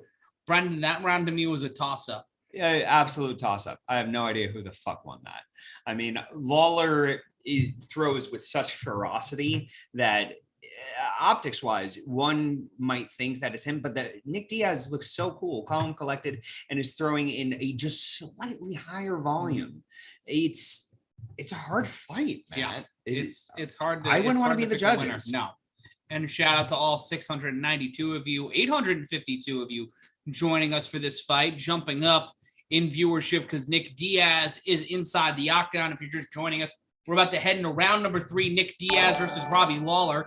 Diaz sitting in the corner, Robbie Lawler standing. Kind of the prison mentality on that one. Lawler not looking to... Robbie Lawler looking like early TNA Kurt Angle right now. That's absolutely accurate. Good God. There's two philosophies on this where like it's sit down, catch your breath, slow things down, or just don't let the adrenaline leave your fucking body. And the nose of Diaz looking more and more swollen the deeper we get into this fight. Same with Lawler. Nick Diaz has crazy IQ, a ring IQ. His ring rust is coming off every round, a mere 1B. Maybe that's why it's a 5-round fight. Plus 295 underdog right now is Diaz. Minus 450 favorite is Lawler's. We head into the 3rd round. Leg kick by Lawler. Battling against the fence. Diaz has had to live up against the fence this entire fight. And just right to the body, overhand left to the head. That's been Diaz's calling card so far in this fight after dealing with flurries by Lawler that are going to the body and the head. I mean, octagon control is part of judges' scoring. Yeah. And Diaz on one knee. Diaz is down. Diaz in trouble, trying to turtle. It looks like he might have hurt his knee. And the referee checking on him. And that's it. That's it. It's over. Nick Diaz gets dropped. It looks like he injured his knee. And this fight is over. It'll be a TKO or ref stoppage. And Robbie Lawler getting revenge in the rematch. And both men hugging, and a sign of respect. Diaz standing right back up, giving him a kiss on the cheek, and Nick Diaz will lose once again, and he is busted up. It has been a significantly long time. Decade. The last time Nick Diaz won was over almost 9 years ago. His last 2 fights were in 2013 before the Anderson Silva fight in 2015, and those were losses to Carlos Condit and George St. Pierre in that order. What happened here? There wasn't a twist that made it overly apparent. I think he might have heard a pop, because let's see here. Overhand right, that sends Diaz down. That hit the reset button. There's the uppercut, that left uppercut. Diaz is just on his back, turtling. He goes to clutch his right knee. I'm very confused. Yeah. Hell of a fight. Fight of the night so far, at least on the main card. And that's the 3rd time that Nick Diaz has been stopped in his career. He is 26-10 now with 2 no contests. He's been knocked out twice in 7 decisions. So this will be his 3rd knockout, 3rd stoppage loss. It's a shame that this is how the fight ended, and honestly answered a question for me, which is, can Nick Diaz still hang at this level in the UFC? And I think the answer is yes, but something fucking happened.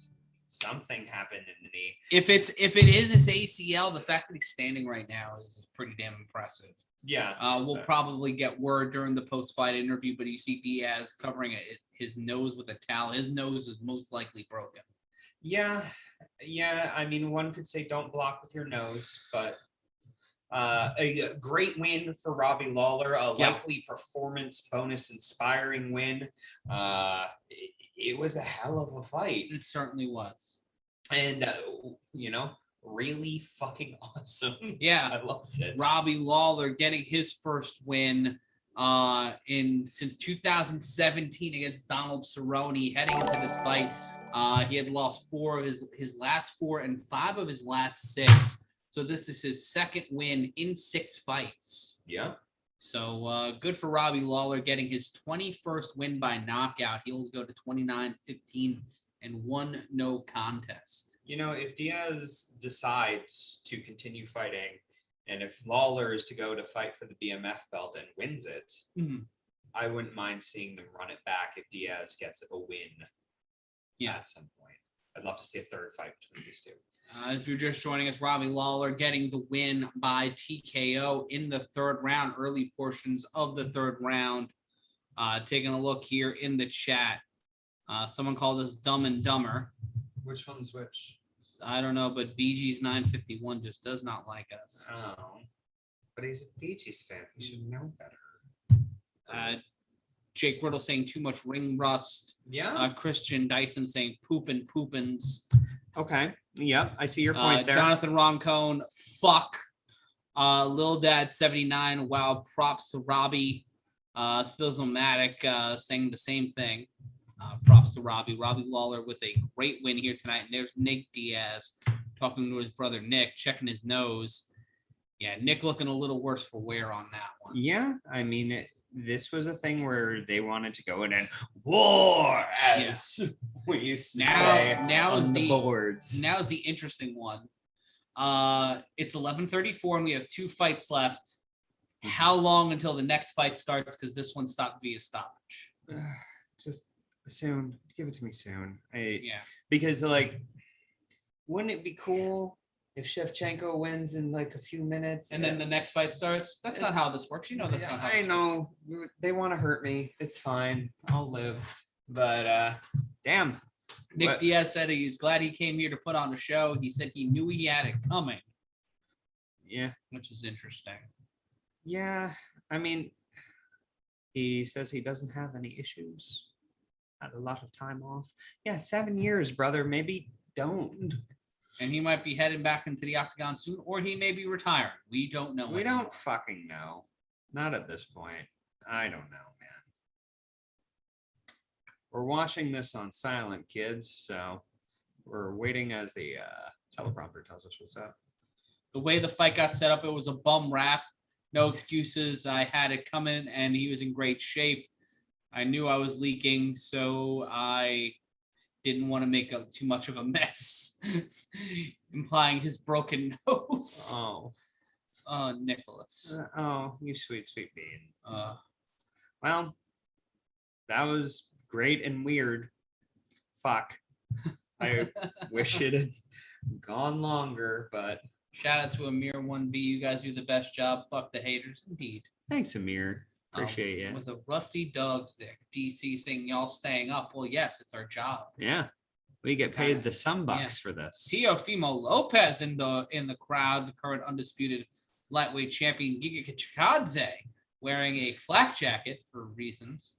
Yair Rodriguez. He'll be facing Max Holloway at UFC Fight Night in November. Good fucking luck. And Chuck Liddell is there. Someone else for famously slow hand speed recently. Oy vey. Oh no. And there's that hand speed. He is looking like someone's tired grandpa, and I don't like it. Grandpa fight. Yeah. Let's make it happen. Him versus That should Coleman. be the name of our new MMA organization, Grandpa Fights. I'm good with it. I'm great with it. Jonathan Roncone in the chat saying never want to see injuries, but love them both truly. Yeah. Our live chat has been corrupted by porno bots.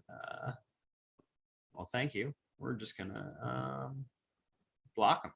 So that's what we're doing. Yeah. That's exactly the category. And fuck those guys. Thanks for the heads up, gang. Courtney Williams, goddamn, if you guys can't respect the fighters, don't cover the sport, clowns. What? We respect and love the fighters and the sport of fighting. We just make dick jokes. That's true. Eat my ass after a marathon, Courtney. Oof. The Boston Marathon? Yeah, it's the ugly one. Yeah. Hey, Craig Livingston watching us. Hey, Craig, glad you're joining us. Glad you're here. We're glad all of you are here. Yeah. So except Courtney Williams. Yes. Fuck you. Fun here. But be sure to follow us across social media. Follow me on Twitter at MRyan Consulting Fan. Follow Brendan Sokler at Brendan Sokler. You can follow Stephanie Sotilli at Steph Sotilli. And you can follow Shaq at Shaq_Fu on the social medias. And coming up next is the co-main event for tonight. It is Valentina Shevchenko defending her UFC flyweight title against Lauren Murphy in a fight that if this was professional wrestling, we would be coming back from break and Lauren Murphy would already be inside the octagon. Yeah. God damn it. Are you implying that not quite of the snuff of Valentina Shevchenko? Yes. Yeah. No, we've been explicitly saying it. Oh, I'm sorry if that's not us respecting the fighters, Courtney. Listen, this is a mismatch, but there's no one else. So, okay. Yeah. That's where we're at. And kids. we're seeing a weird NHL. Oh, this is how they're hyping NHL coming back. Oh, this sounds like something I pitched to somebody else last year that they didn't take up on. So how about that? Well, they should really promote this by having Tom Wilson just fucking fight someone in the octagon. yeah. Give it to me, baby. Fuck Tom Wilson to death with a shotgun. Checking in on the chat. Lil Dad 79 saying buy the pay-per-view if you don't like my guys, or buy both. Yeah, I mean, do both. A lot of people we know buy the pay-per-view and then just put it on mute and listen to us because, you know, we're fun. Yeah. Someone comparing you to Dennis Miller in a Monday Night Football. Should I be insulted with that? Yeah, but fucker. Like, Steven, thank you for the compliment, but Brendan's fantastic. He is the compliment. He is the sizzle to my steak. Oh, thank you, babe. And that's why we have Shaq here. That's why we have Steph here. It's a cavalcade. It's a party. We're having fun. Charlene It's saying, tapas. I'm scared for Murphy. Yeah, I'm scared for Murphy too. Thismatic, or I'm not saying that right, but bullet by whatever she wants. And you know, everybody in the production truck is like, hey, Valentina, can you give us like 4? At least 4. We could take, we would love 5. We could deal with 4. You're fucking us if you give us 3. You're just fucking us. Craig and Lauren saying that we're great. Thanks, Craig. Thanks, gang. Lawrence. We appreciate it. Seriously. We're here. We're humans and we have feelings. So thanks for the nice words. And the next time we'll be with you is for UFC 267 on October 30th. Or if the bosses want us to call the Wilder Fury fight, I wouldn't have a problem with that. Listen, that is less of a shit show than any boxing we've called so far. I just like watching boxing. I like it. It good. Speaking of good, Valentina Shevchenko. My God. Valentina Shevchenko is tremendous. Excellent. Like what we are about to see, unless, you know, I'm completely off and somehow she loses, which would be insane, is just the highest of high levels of MMA against someone who's probably just not there, man. She's just too fucking good. So let's see. Dan saying, "Oh my butt." Yes. Exactly. Yeah. I mean, Dan, I'm tagging out. You're coming in. Just more commentary like that. Stank chicken. Okay. I think I saw them at Melrose once. Oh yeah. Yeah. Good. Oh my butt. No, and Stank Chicken. Oh, there we go. Double bill, both with ska bands. I don't know how there were ska bands with no trombone or trumpet players, but there was no horn section, but they called themselves ska bands. No horn section. You Yeah. got trombone. I'm here all night. Julio Cesar Artola say basura su transmisión. So we're a garbage transmission, everybody. Oh. Yet again, another band I would love to watch. Garbage Transmission is a really good name for a Yeah, band. that's a great band name. Ah. Let us know what your potential band names could be in the chat. I'm Matt Ryan. That's Brendan Sokler. We got Shakiel Mahjouri on the other side of the continent. Stephanie Sotili on the other side of the glass. Also, the rib here. Lauren Murphy's nickname is Lucky. God damn it. Stephen Kelleher is saying Bullet by Mind Control, which also would be a good band. I would watch. Yeah, Bullet by Mind Control. These are some solid. You saw them at the 930 Club in DC. Fantastic stuff. They're on the same bill with Fugazi, right? Yeah, Double bill. oh yeah. Breeders came on for a second set. Wow. Okay. Question. folks. But what's up, Shaq? What do you got for us? If Lauren Murphy is to win this fight, how does it happen? Because I don't know that she's got a ton of knockout power. Assassination attempt.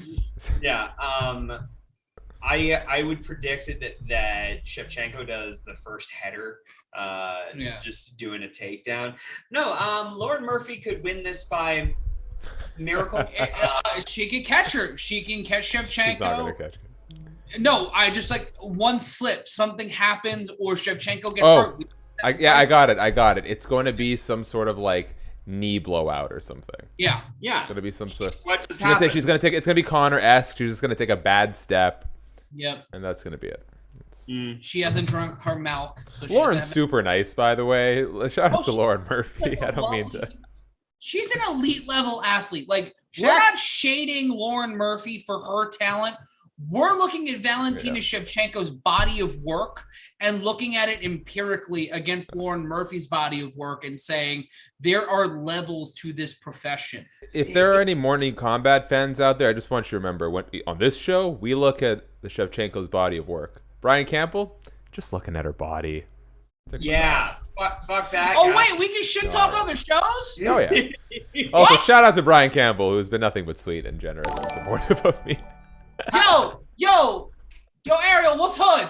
Yeah. What's hood? Whoa. Ariel's in the SB Nation family. Let's just. Oh. Showtime. Vision Jack. Yo, Morning Combat. There we go. I'll meet you in front of 1515 any day, baby boy. Any day. I'll be there wearing a clown suit. We can reenact the Anchorman fight. Our Vox crew versus CBS Viacom crew against USA Today. I like our odds. I like our odds as well. Tom will shoot somebody. He don't give a fuck. He does not. Speaking of not giving a fuck, Lauren Murphy is entering this fight, which is you have to just not care about your body to fight Shevchenko. Courtney Williams saying you donks couldn't hold MK's jock. Please bring it on. Former Invicta featherweight champion, former Invicta FC bantamweight champion, pardon me. Hey, he's still Lauren watching. Murphy. Second longest active win streak in UFC flyweight division with 5, tied for third in UFC flyweight history with 6.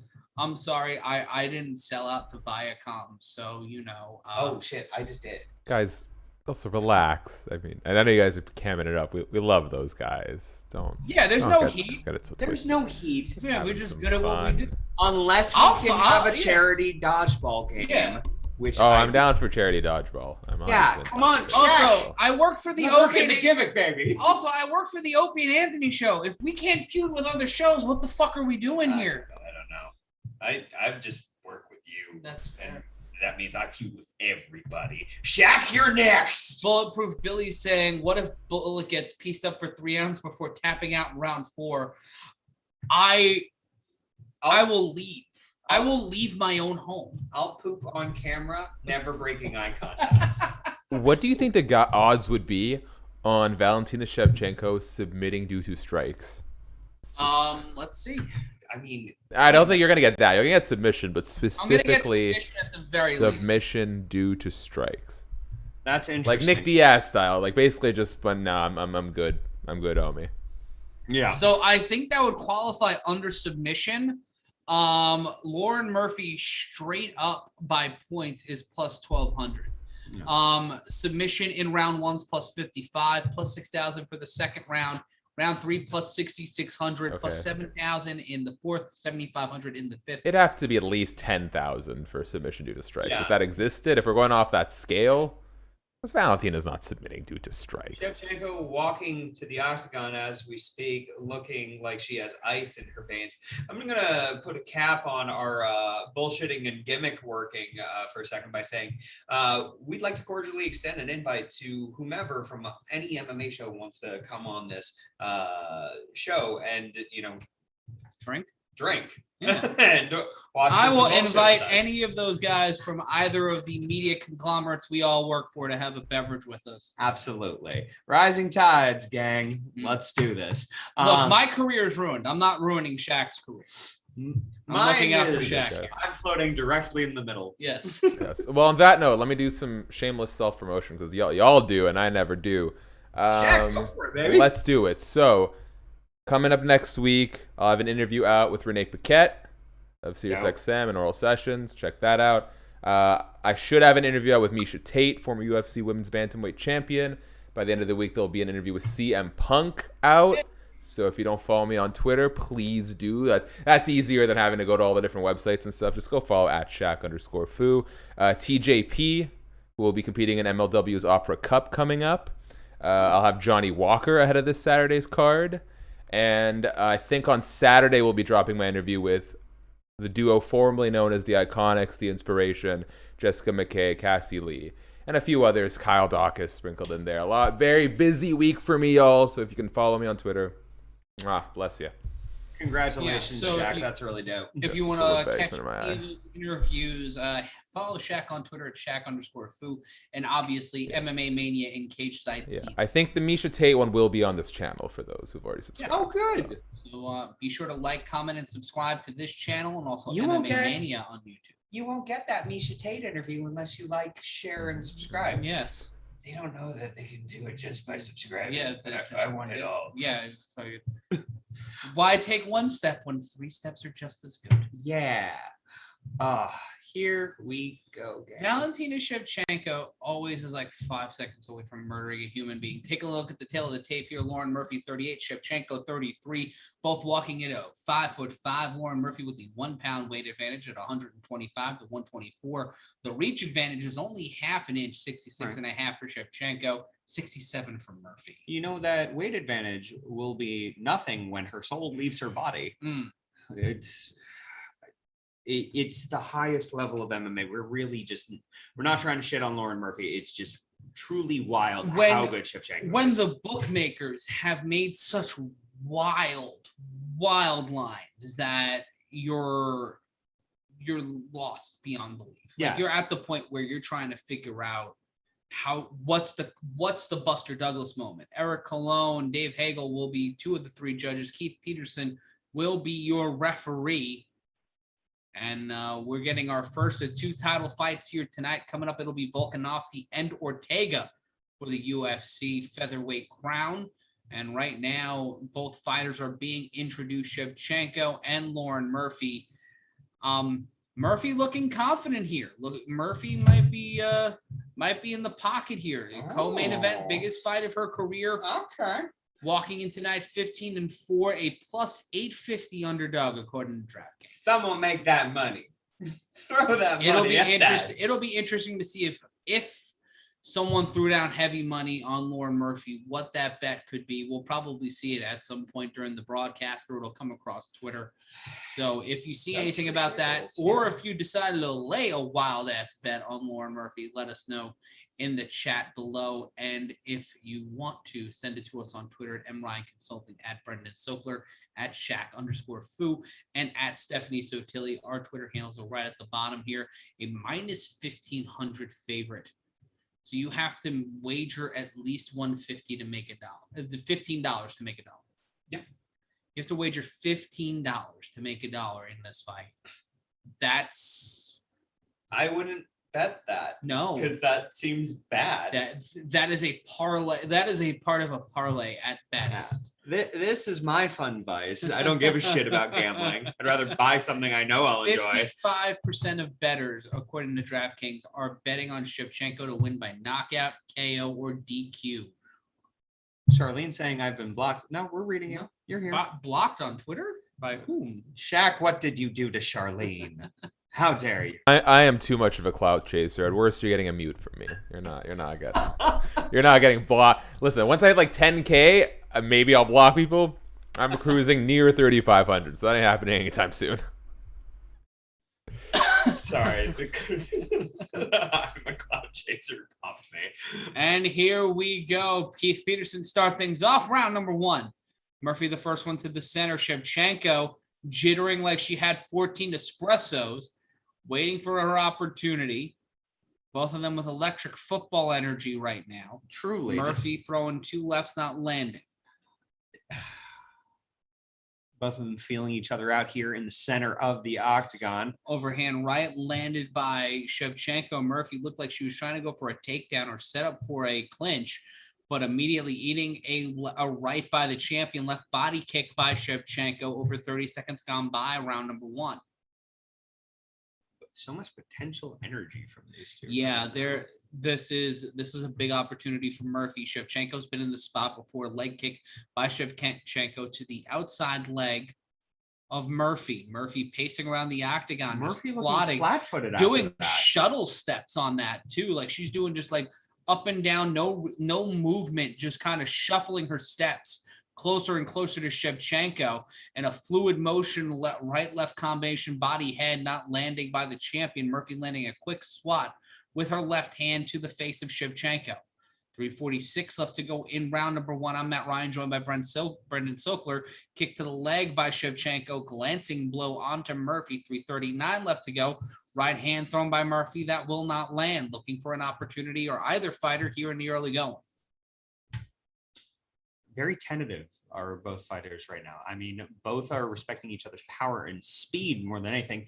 Shevchenko throwing a leg kick, gets caught by Murphy. Tag Shevchenko. Murphy got tagged by Shevchenko on the way out there. 3:15 left to go in round number 1 of 5 for the UFC women's flyweight title. Superman punch attempt by Shevchenko, not landing. Straight left by Murphy, also not landing. A lot of potential energy still from both fighters with 3 minutes left to go in round number 1.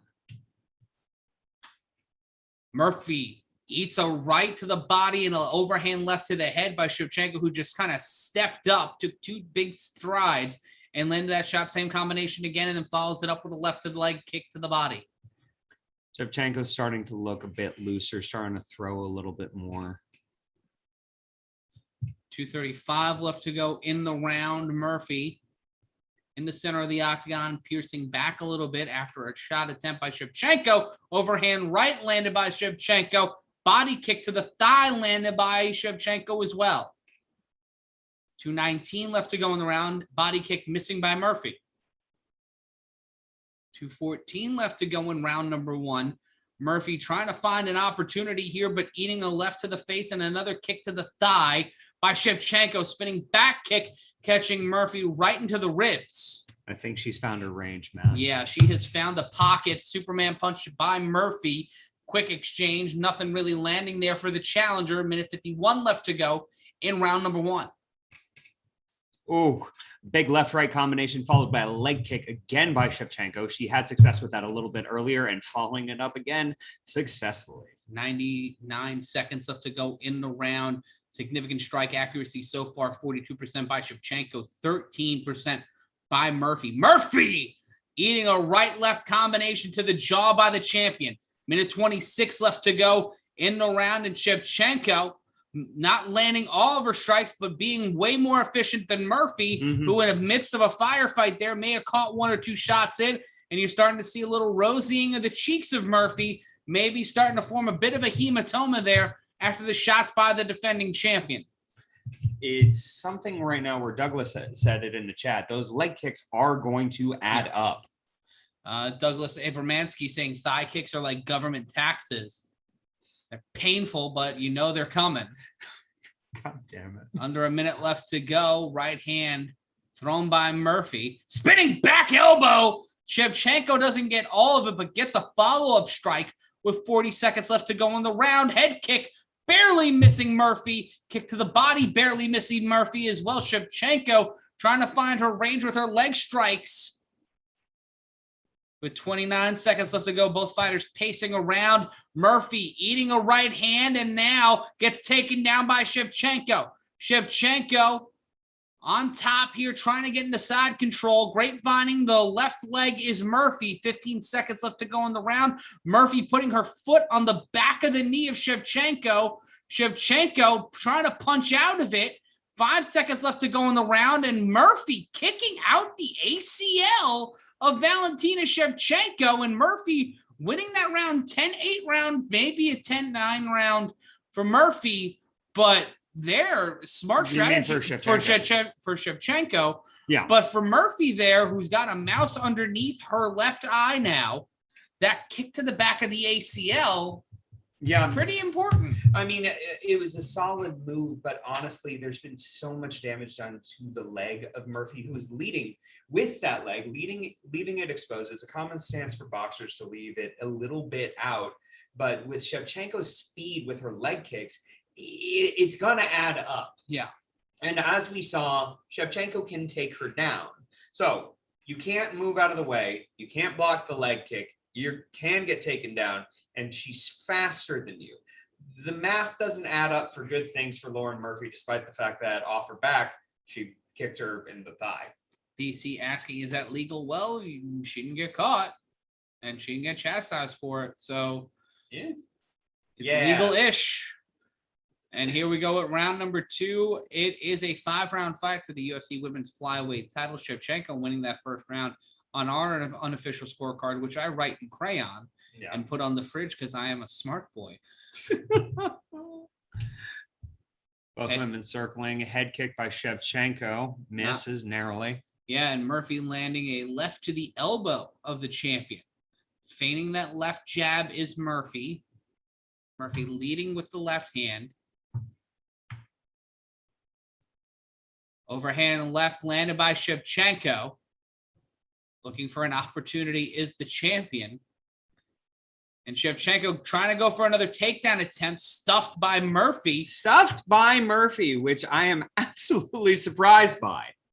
And Murphy now trying to go for her own takedown, maybe trying to step in and take the champion down. The champion interlocking the left arm of Murphy.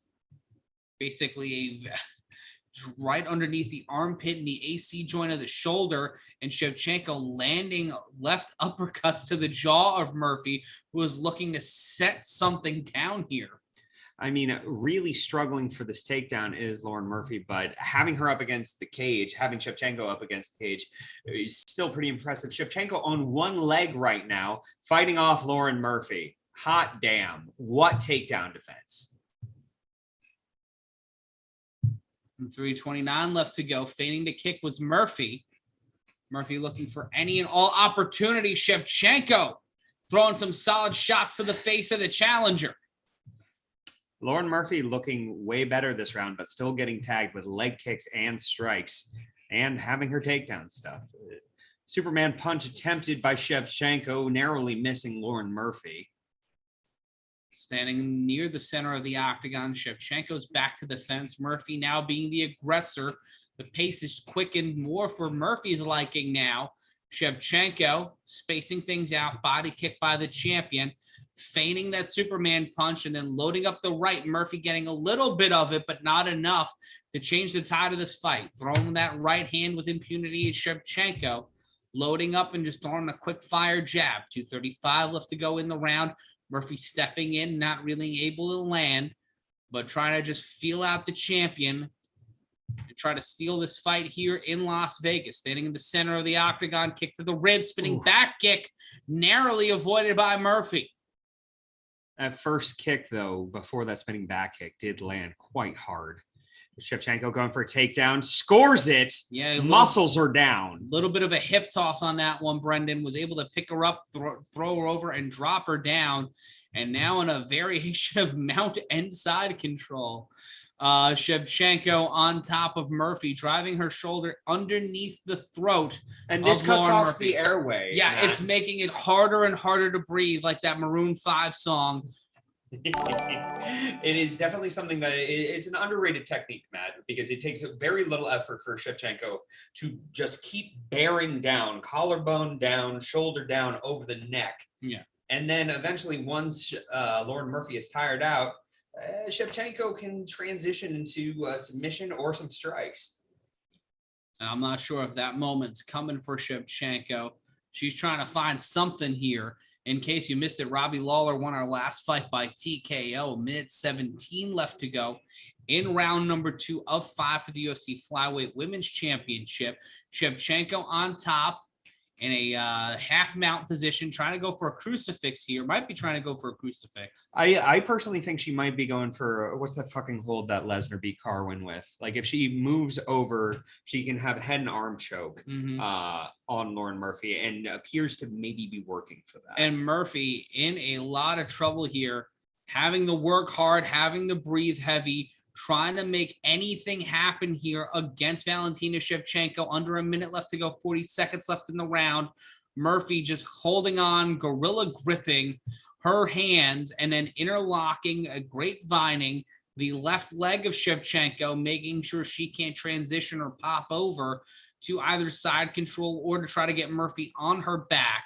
And now getting out of that grapevine is Shevchenko. 19 seconds left to go. Shevchenko trying to get her arm underneath the throat of Lauren Murphy, maybe trying to go for that head and arm choke that Brendan was talking about earlier, and now putting the right forearm underneath the jaw of the challenger, and we will be going to round number 3 after a vicious forearm strikes by the champion.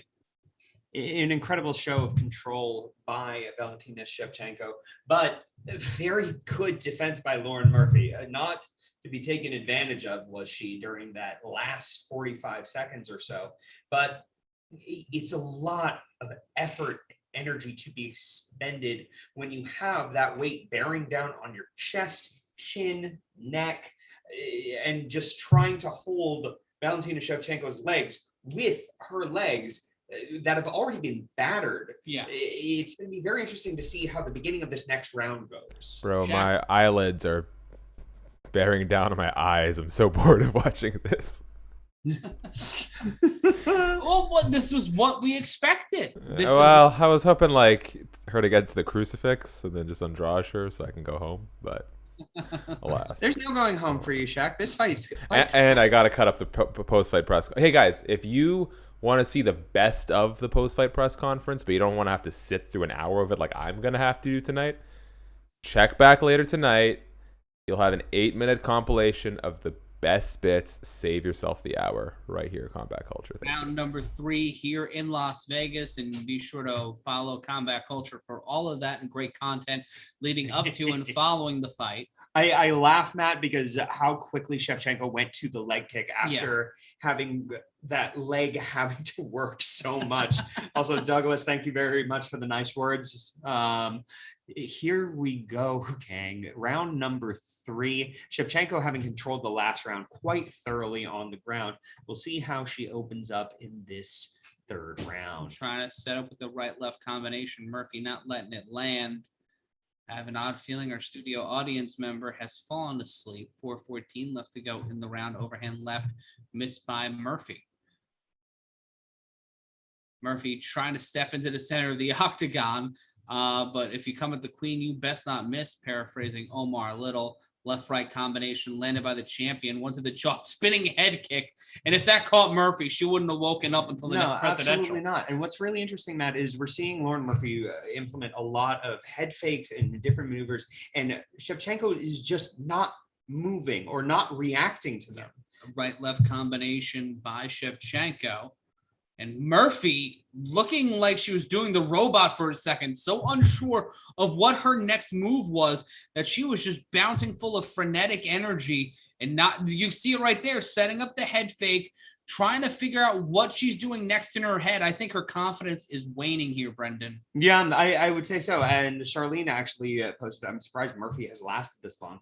You know, it's something where Shevchenko just hasn't tried to murk her yet.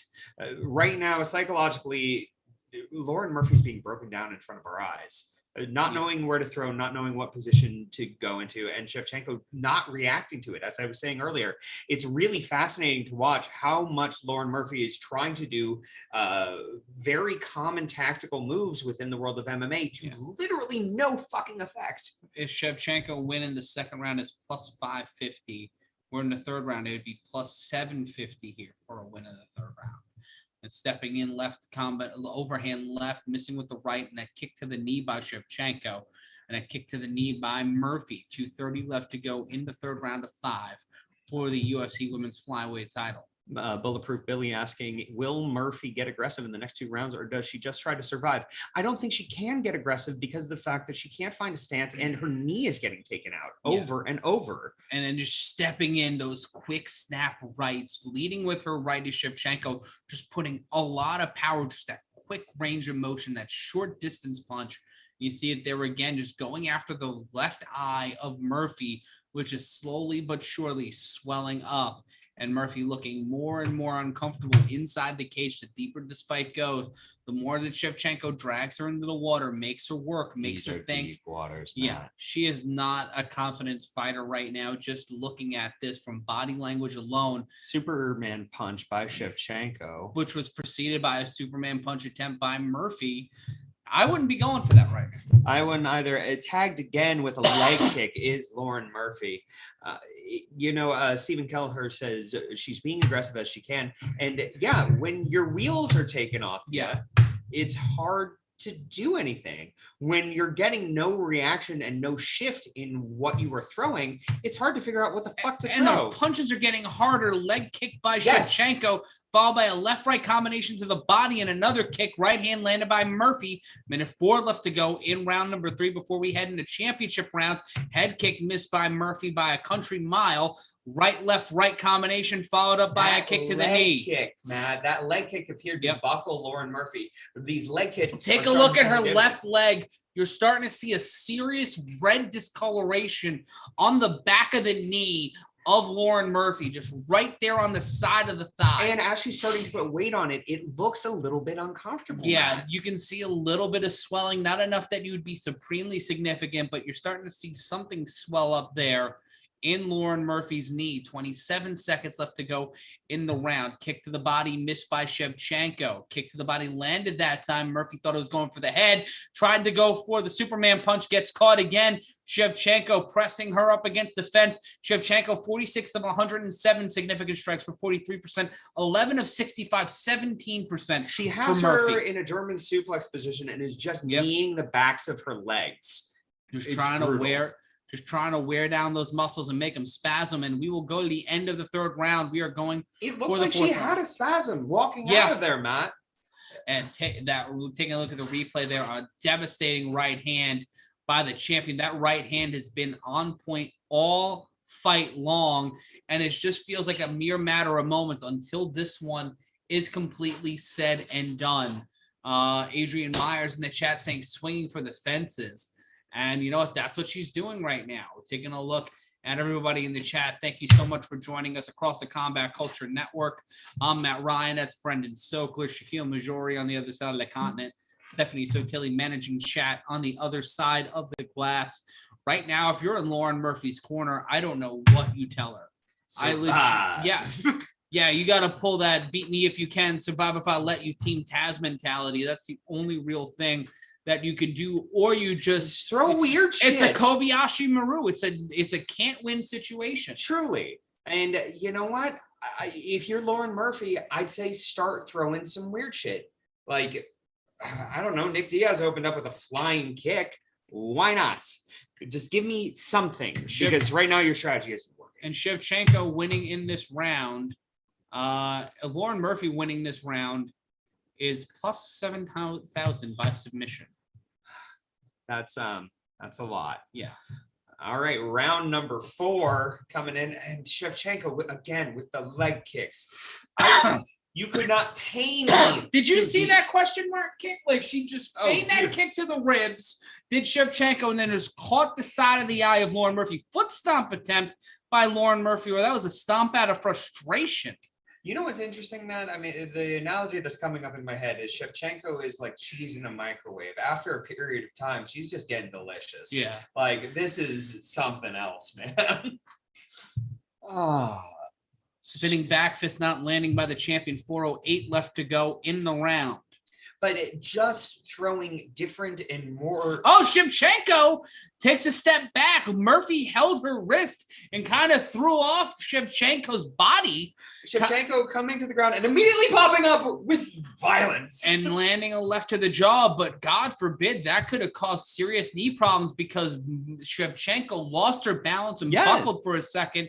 If she didn't have, the right momentum falling down, she could have seriously hurt herself. She could have fucked herself up, but she didn't, and now she's back to battering Lauren. That's Murphy. not necessarily a terrible strategy for Murphy to try to get the win here. 3:28 left to go in the 4th round.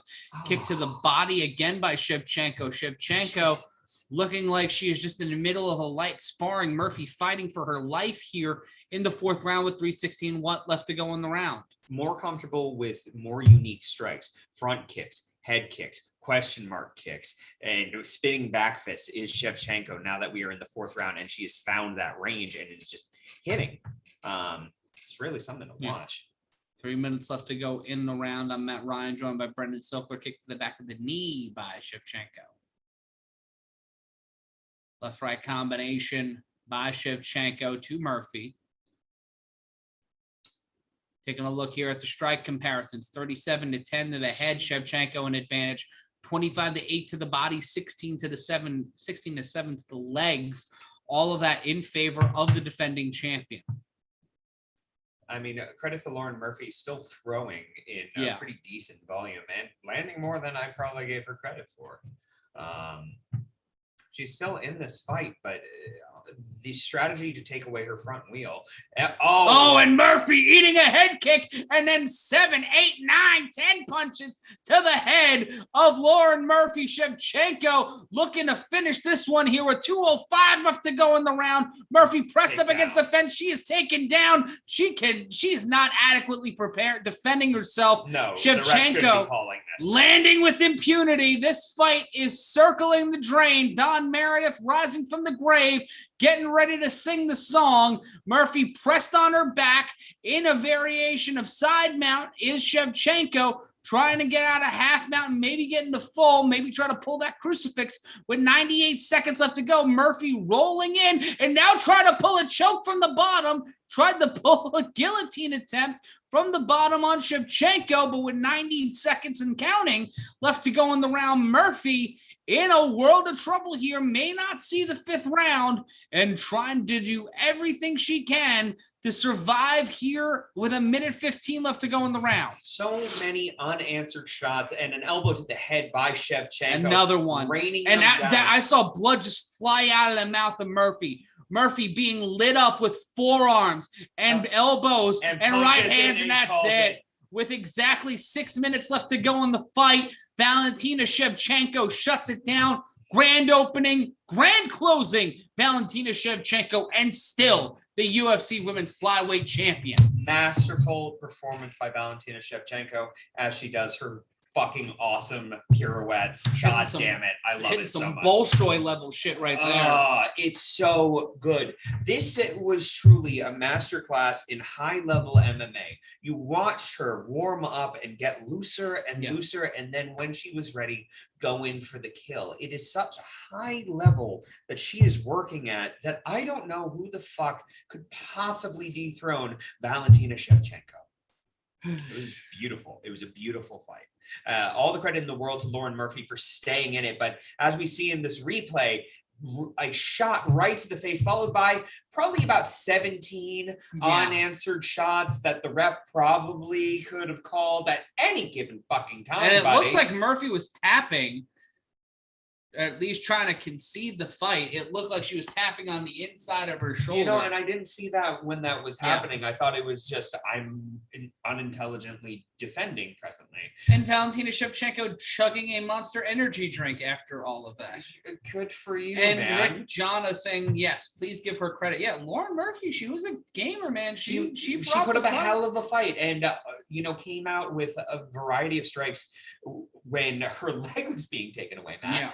It was an impressive performance by Lauren Murphy, but it's insurmountable. Fighting Valentina Shevchenko at 125 pounds is an insurmountable task. I don't know who can do it. Brian Bruce saying to say there are levels to this thing is the underestimation of the century when it comes to Valentina's talent. It's something really great. It's like watching Gretzky or Jordan. Like you are watching someone who is just that damn good. And Valentina Shevchenko getting the TKO victory. Dana White putting the belt around her, saying it's all right. I'm going to pay you a pittance. And now she'll talk to Daniel Cormier. Shaq, what did you think of that final round and the fight writ large, baby? Bro, it was amazing to see Lauren Murphy eat not just that check left hook, but the follow-up kick straight to the dome. She's tough as nails. All credit in the world to both competitors. Valentina, like you said, I don't know who's going to beat her, but every champion's got their day if your name's not George St. Pierre. And so I'm excited. I hope that we're getting to the point where that Nunes-Shevchenko match is undeniable. And should Nunes beat Pena, I'd have to take a look at the rankings, but the pickings are slim, and so I'm ready to see a third Shevchenko-Nunes fight. I don't think Shevchenko has anything to lose taking the fight because she is, she's the flyweight champ, and Nunes is the featherweight champ, and they're meeting halfway in the middle. So the fact that it was this close the first two times is ridiculous, and I think Shevchenko's improved at a greater rate than Nunes has. I'm ready to see that trilogy fight. That's a spicy take. I would Shaq. watch that. I agree with it. Yeah. It's just something where Shevchenko lost the first two, for anyone who was not aware. Yeah. But she has grown so much. Yeah, it was a split decision the second time, and a lot of people had scored it for. It was one of those fights where no one was debating that either person could have won. Yeah, I mean, these are the two best women's fighters of all time, I would say. Agreed. You could make a case for others, but if you don't have them in your Mount Rushmore of WMMA, you're a mad person. I would like to see them run it back. I don't have anyone in this division that I need to face her. I don't know. Shaq's presently looking at the rankings right now to see if there's anyone. So the top 5 right now are Jessica Andrade, who just got beat by Valentina, Caitlin Chookagian, who got beat by both Andrade and Valentina, Lauren Murphy, who just got smoked by Valentina, Jennifer Maia, who won 1 round before losing all 4 others to Valentina Shevchenko, Cynthia Cavillo, who just got beat by Andrade in the first round, and then Jojo Calderwood, who, if I'm not mistaken, was in line for the title shot. Shevchenko fell out. She took on Maia and lost that fight. So then you have 7s like Viviane Araújo. 8 is Jessica Ai. 9 is probably now Taliana Santos, who was Roxanne Modafferi. There's no one, dude. There's legitimately nobody in the top 5. You have to go as far as 7 to make a case, and I don't even know if Viviane's coming off of a win or a loss. There's nobody. There's nobody right now for Shevchenko to defend her title against. And when you go over to bantamweight, it's Jermaine Durandamy. Nunes is beat twice, I think, now. Yeah, once or twice. Home, Nunes is beat. Aspen Ladd, you can almost make a case for. Then it's Irina Aldana, Juliana Pena, who's getting the shot, and you're not giving it to Yana Kunitskaya. So, depending on how Aspen Ladd performs in this upcoming fight, against, I think it's Macy Chiasson. Yeah. If Aspen wins that, she could fight Nunes next at bantamweight. Obviously, there's no one for Nunes at featherweight, but just give me Nunes Shevchenko, please. Please. Yeah. Why the fuck not? Unless you're going to give me the super weird fight of Gina Carano coming out of retirement, which, I'd love to see Amanda Nunes just whoop that ass specifically. But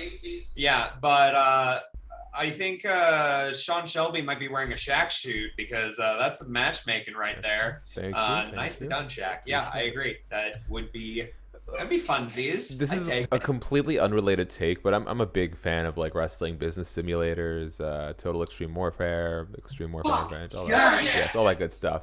There's actually a great one on web browser. I think it's called Journey of Wrestling. Really good one. Check it out. It's like $10 for the premium version, and it's like a simplified TEW that you can play on mobile or browser. On mobile browser or desktop browser.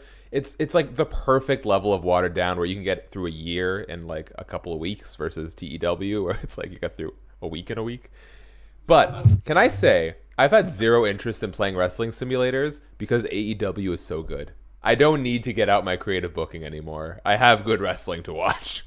Yeah, man. Oh, you're talking about good professional wrestling? If you would like to watch good professional wrestling, every Wednesday at 7:30 p.m. right before AEW Dynamite. Oh, right before? You can watch Catalyst Wrestling absolutely for free on Fight. Yeah.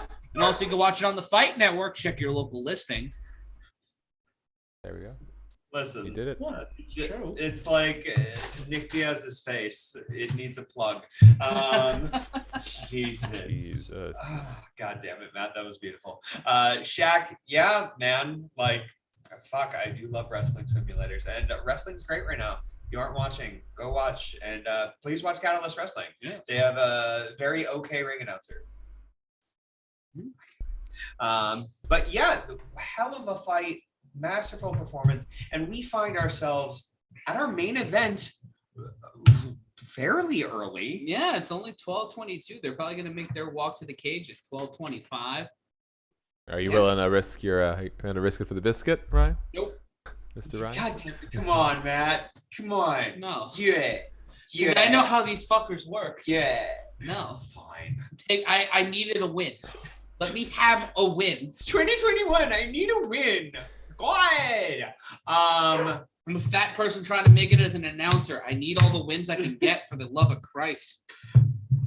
Big statement about our industry by Matt Ryan. And coming up, we see Brian Ortega versus Volkanovski. So any bold predictions, gentlemen? That wine is delicious. Yeah.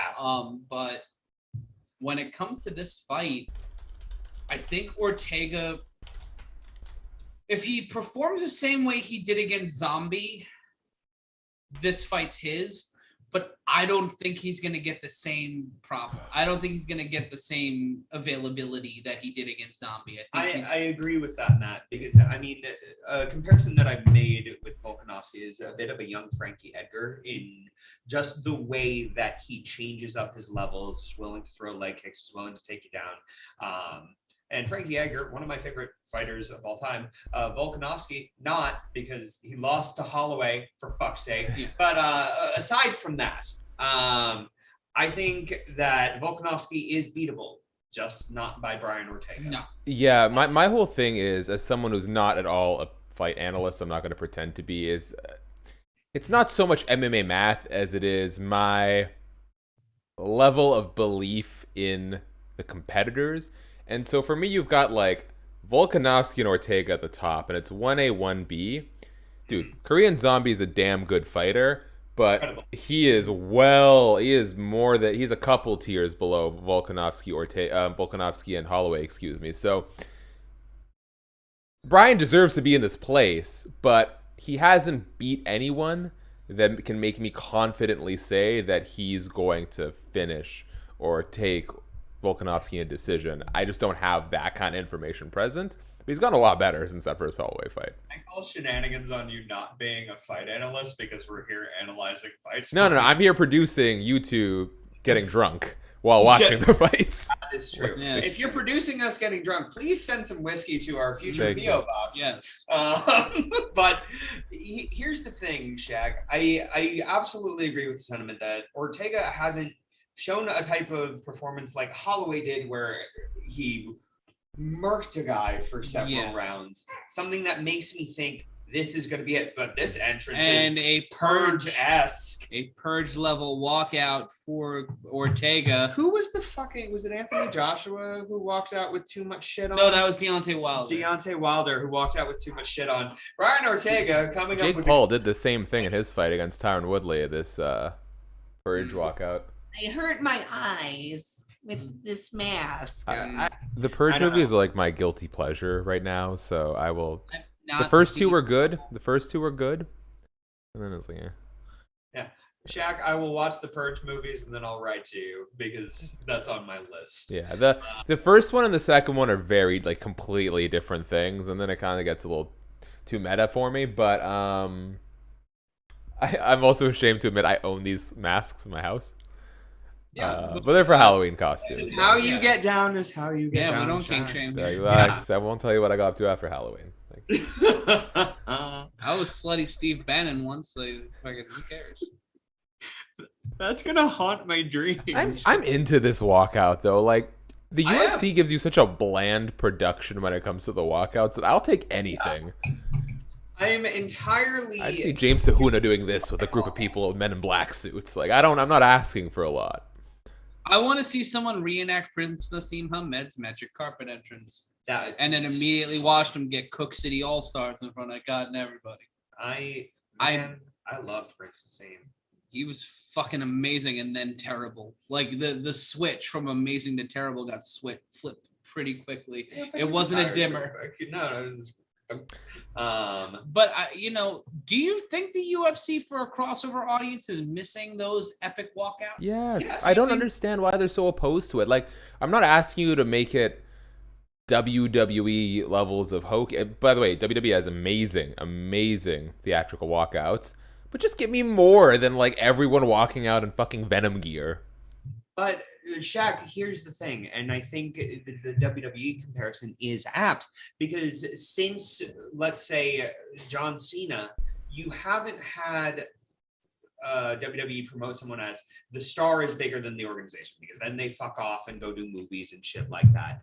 I don't think it's why we've uniformly made these uniforms. It's everyone is a fighter for the UFC. You will be seen as a UFC fighter and not necessarily anything but. It's about the brand. It's nothing but the brand. And I think Dana stopped it as a rejection of the early Zuffa era where they needed to use that to kayfabe the fact that they didn't have full houses. Brian Ortega making his walk into the octagon first time in a year. Last time we saw him, as mentioned before, was against a Korean zombie. Rick Jana asking, what's the name of my wrestling promotion? That's Catalyst Wrestling. Catalyst Wrestling. You can follow us on Twitter at Catalyst Wrestling. And also check us out on Fight. Yeah. FIT. Jack, you watching us yet? Catalyst? Yeah. I know, but I will. Do it. I will. Next paper, I better hear yes. Yeah, well, are they free to rewatch as well? Yeah, of course. Yeah, I'll go back. I got all day off tomorrow. I'll do that. Bulletproof Billy saying, "Bust out the giant cross." I will say I was very impressed by the lineup when I saw the Catalyst debut. Great lineup. November 5th, baby. Yeah. Jack, if you come down, we'll drink tea and have a good. Come down. I'll drink. I would love. Look, God, the only thing that I love living in Canada. Let me tell you guys, I'm living the dream up here compared to y'all. I can go safely outside of my house. I don't have to worry about contracting as much badness. But I can't get a work visa, dude, because I work for like almost exclusively American companies. Yeah. I need a work visa, and then I'll be down there every week. I'm just saying, I'm going drinking with the post wrestling guys from Canada tonight. Oh, that's awesome. Big plug to Up Next. Fantastic podcast covering NXT, amongst other things. Shout out to Nick in the chat. Y'all are awesome. Thanks for the coverage. Jojo Leezy from Facebook saying, have any of you ever fought? Demons mostly. I mean, backyard. I really like doing submission wrestling and was undefeated amongst my friends, unless you ask my friends. But let's see. Volk is going to drop Ortega faster than Charlie. Read the rest of that. Oh no! That's dark, brother. Yeah. Let's see. What wrestling league does Titus work in? I knew this would get people upset. I'll let people get more mad first. I put out a tweet that I'm trying to learn how to be more controversial on Twitter. The tweet was, during Ortega's purge-themed walkout, did Ortega purge those PEDs from his system? Hashtag UFC 266. Damn, homie, why are you saving that line for Twitter? Pop us here on the reel. Here we go. Come so hard. Dude, Ryan Frederick came after me immediately, but I'm gonna let it play out a little bit. Shout out to Ryan. Rick, Jana informing us, this is real, guys. Yes. It's real. Yes. MMA is real, baseball is a work, and here comes Volkanovski jamming and grooving to whatever he is listening to on his walkout. Since we don't know, what's his song? Make it. Dancing on the Ceiling by Lionel Richie. I'm going with You Can't Tell by the Staying Alive. Yep. I prefer the theme the FBI came out to in ECW. The remix was better. Not better, but it slapped. Yeah. And isn't that the important thing about entrances? It's actually the other weekend WrestleMania song. Not Blinding Lights, but that. Damn it.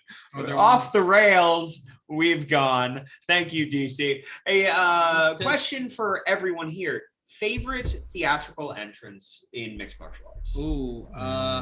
That's a good one. Just Crow Cop as a human. Taking a look at Volkanovski's on a 19-fight winning streak. He's got the highest striking accuracy among the active featherweights with 55%. But Max Holloway's in this division. How is that possible? I'm very confused. Well, that's how Come at him, Max. I will run it back. Number 3. God. I'd watch a trilogy fight of that. I would watch a trilogy fight.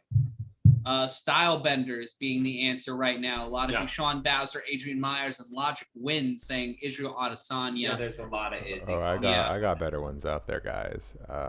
Without a doubt. So, UFC wise, I'll give it a shout out to Conor McGregor in Dublin when he had Sinead O'Connor sing him out. Yeah. That was very atmospheric, but Jason Mayhem Miller had some great ones back in Dream when he had all the girls dancing with him and doing this little dance. Of a human you are, the better the walkout. Oh yeah. Why Oh, Keem defends the best. Yes. Best entrance, Darren Till, Sweet Caroline, says Rashad. Let's take a look at the tail of the tape. Volkanovski 32, Ortega 30. Volkanovski, a 2-inch height difference, 5'6" to the 5'8" of Ortega. Volkanovski coming in a half-pound heavier of 144 and a half pounds. Despite Ortega being 2 inches taller, Volkanovski has a 2.5-inch reach advantage, 71 and a half to the 69 inches nice of Ortega. Bruce Buffer looking fucking hype. I really do love him, man. Yeah. Sean Bowser saying Deontay Wilder in the suit before he got knocked out. Yep. Gophers clarifying Sinead saying in Vegas for UFC 189. And Charlene saying Apollo Creed, Rocky IV, because that was the best entrance, worst exit in boxing history. Oh, why you come so hard? Did you need to say that like that? Phrasing. Yeah. Shout out to Archer, probably in its last season. Yeah. Right. Rest in peace, Jessica Walter. Jesus. I'm very excited for this fight, Matt. Ortega's jiu-jitsu is so slick and has been established. Volkanovski's fucking striking has incredible accuracy. And we've seen incredible accuracy in the Nick Diaz Robbie Lawler fight. This is going to be so much faster than that, though. It's gonna be a fucking firefight in the half.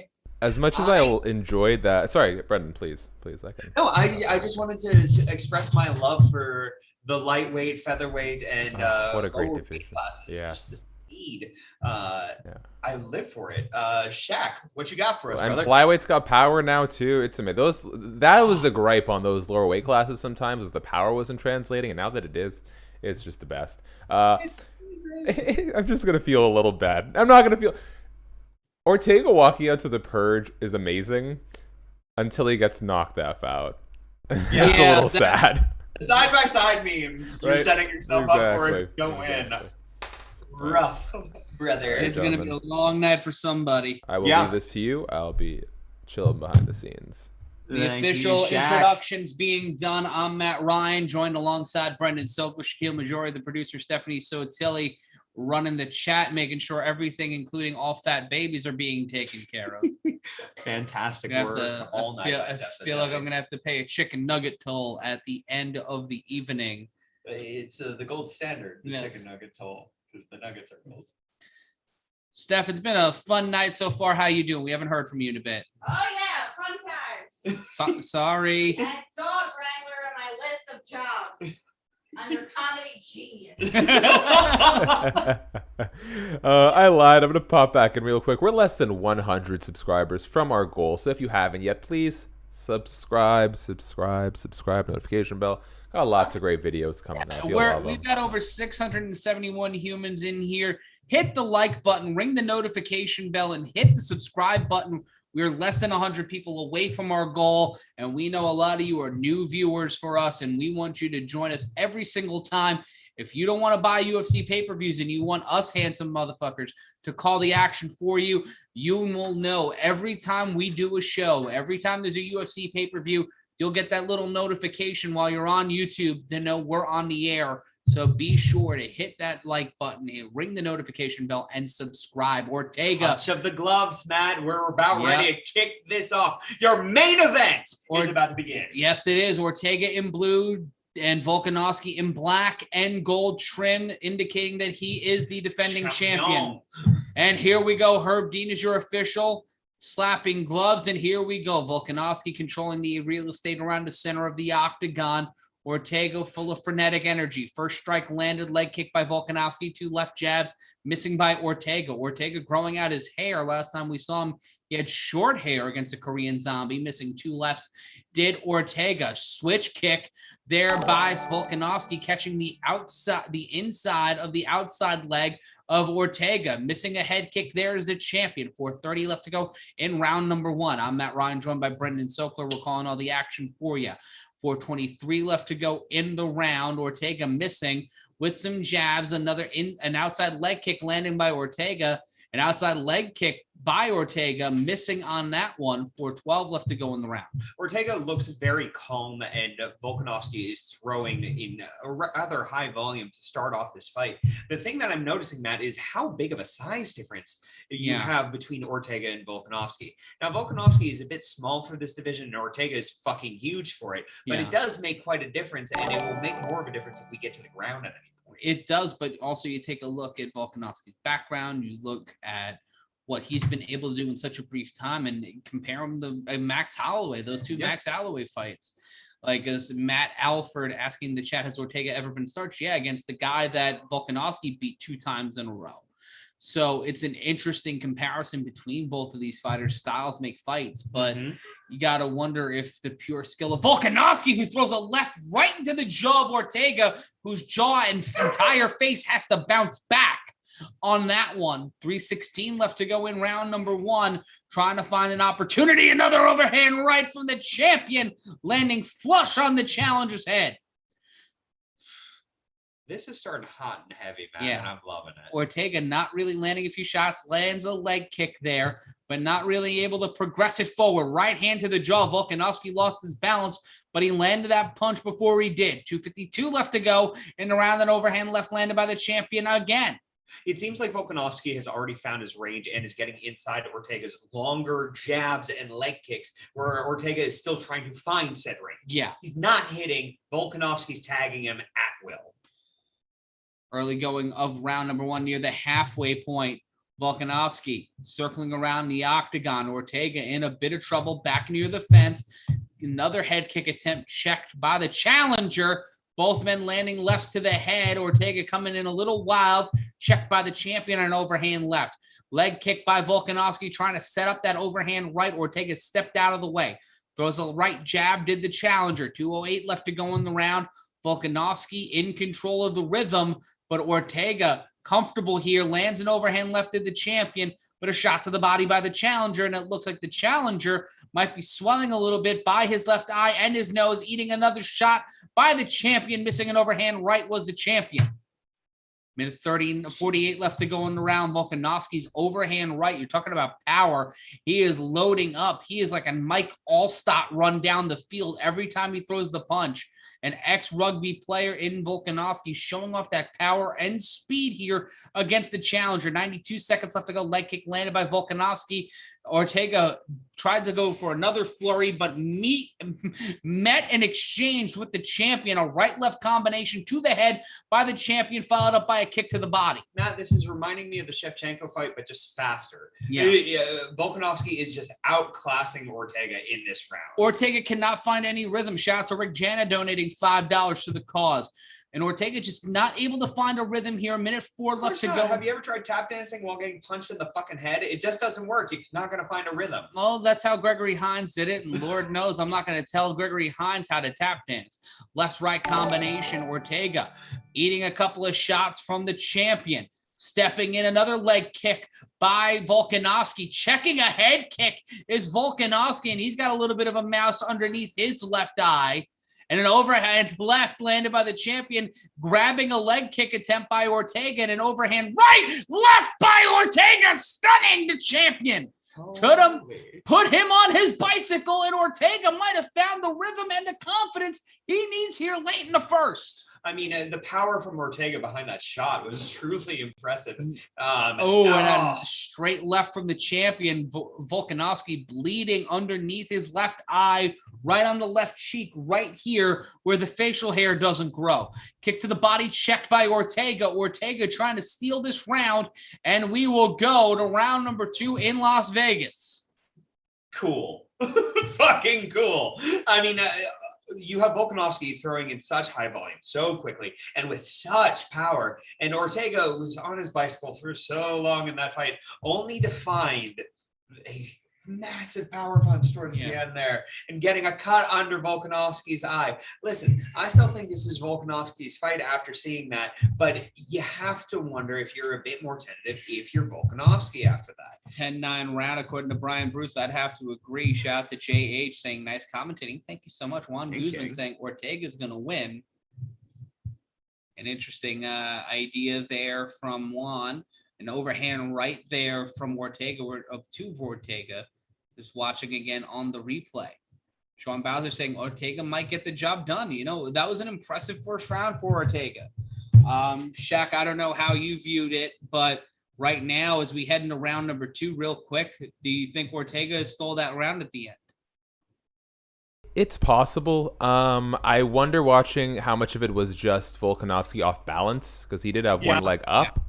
I don't know how the judges will see it in real time. You know what? They might have looked at it as a stun. It's possible. So I'm okay with 10-9 Ortega, but I'm not going to be mad if it's hard to tell live who hit more strikes, but I think Volkanovski landed better up until that point.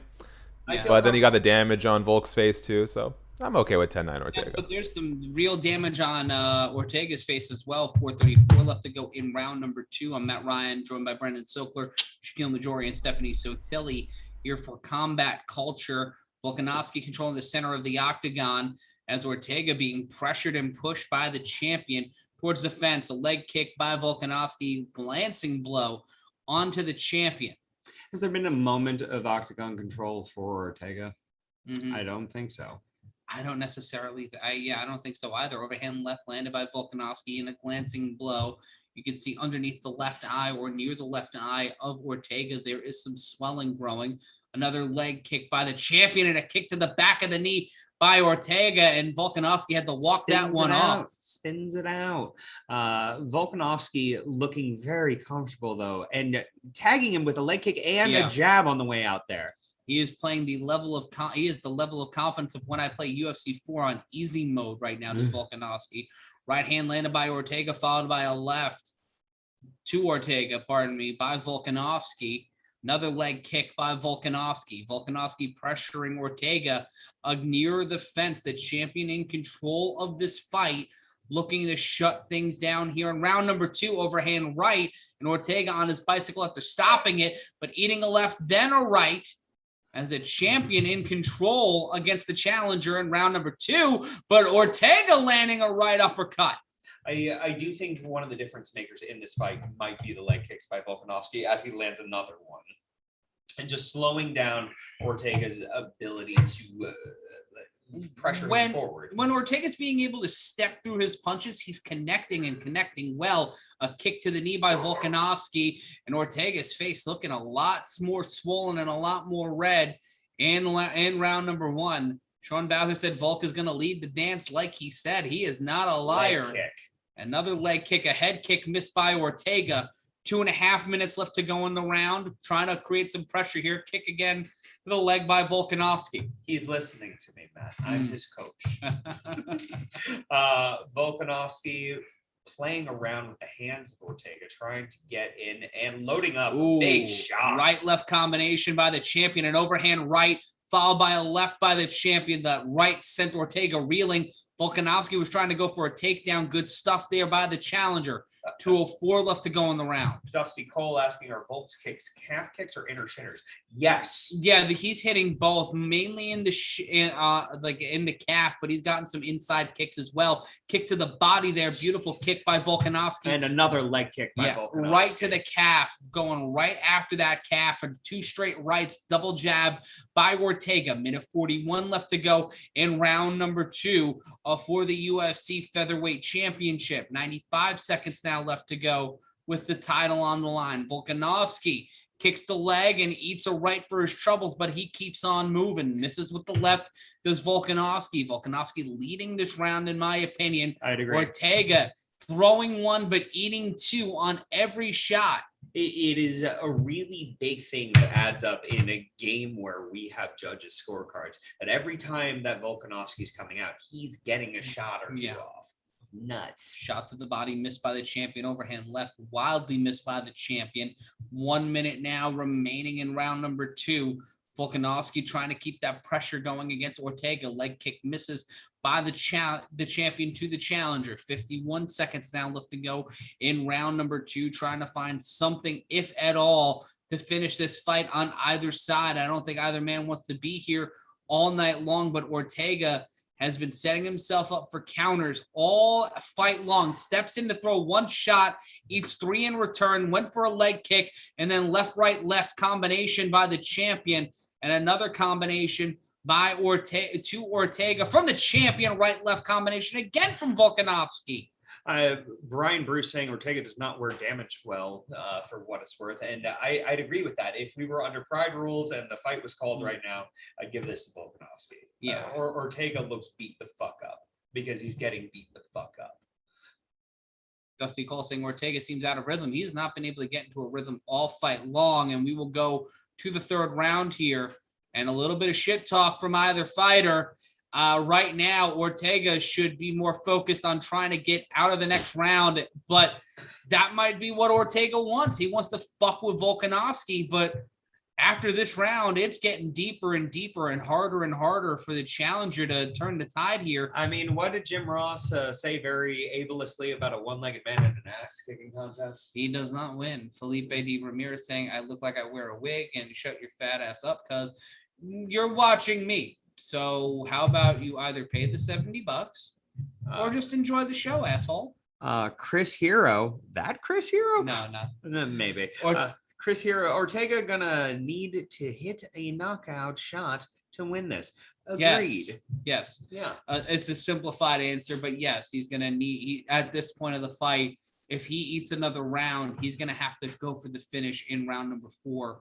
Yeah, I mean, as it's been said, Ortega looks like he's off his rhythm, and that's largely because of the dividends of the leg kicks. Like, I'll harp on this over and over again of how Forrest Griffin changed the fucking game on this. Yeah. But like, Volkanovski is putting on a master performance right now. And it's round number 3 here in Las Vegas. God bless America. You're goddamn right, I did. Leg kick missing by Volkanovski to start the round. Overhand right by Ortega. Oh, and there's that leg kick. I'm gonna take a drink every time there's a fucking leg kick. And another leg kick by Volkanovski. Eating a right. Don't do that. You'll die. What have I committed to? Live odds right now. Volkanovski minus 525. Ortega plus 340. Not looking good for the challenger right now as we go deeper and deeper into this fight. Oh my goodness. Volkanovski leg kick. Another leg kick going to that inside leg of Ortega. 4:09 left to go in round number 3. Another leg kick from the champion to the challenger, just piling up the kicks.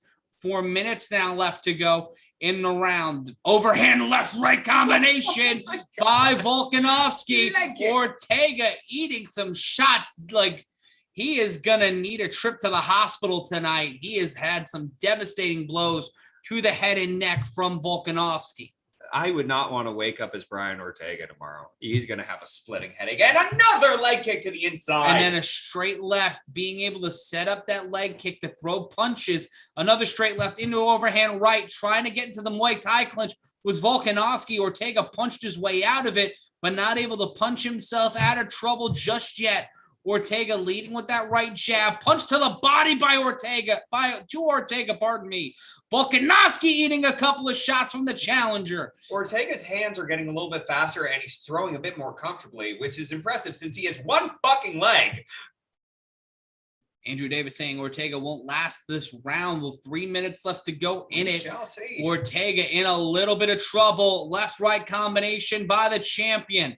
Trying to keep this pressure going, trying to keep it on. Straight left landed by Volkanovski to Ortega. Straight left again. A right hand landed by Ortega. The champion continuing to put pressure on the challenger. The deeper this fight goes, the better it is for Alexander Volkanovski. Leading with that left is Volkanovski. A right-left combination right to the jaw. Ortega continuing to feign with that right hand. Try to use that right jab as a divining rod.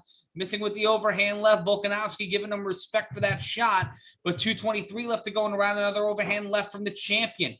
2:20 left to go now, trying to keep the pressure going here is Volkanovski trying to get the win. Another leg kick, punch to the temple of Ortega, and the challenger still standing, not better than he's ever been though. And Volkanovski taken down by Ortega. Right hand into a guillotine choke. Volkanovski in trouble. Could he turn the tide? Can Ortega steal the title here with 2 minutes left to go in the round? In trouble. Great finding the body.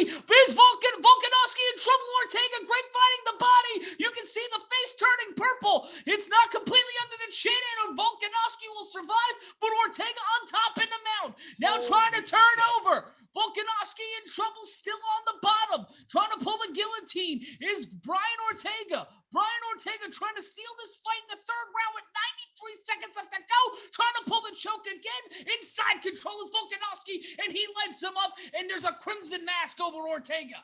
Holy shit, what a fucking fight. Ortega getting battered from the top right now. In semi-full mount is Volkanovski, and teeing off with elbows, punches, hammer fists. Minute 9 left to go in the round. The legs grapevined around the midsection of Volkanovski, which may not be the best thing right now for Ortega. You know, he expended so much energy trying to do that, and Volkanovski, tough as fucking nails getting through that. A triangle attempt by Ortega. He might have this. He's going to try to pull it. He can't get the arm rolling through. Could this be over 45 seconds left to go? Volkanovski has got to find a way to push his head out of the legs of Brian Ortega. Ortega not being able to hold it, but he's got a grapevine around the neck, switching over, now trying to take the back with 30 seconds on Volkanovski's height, working to his advantage for once, being able to slip out of it, and now back on top of the challenger.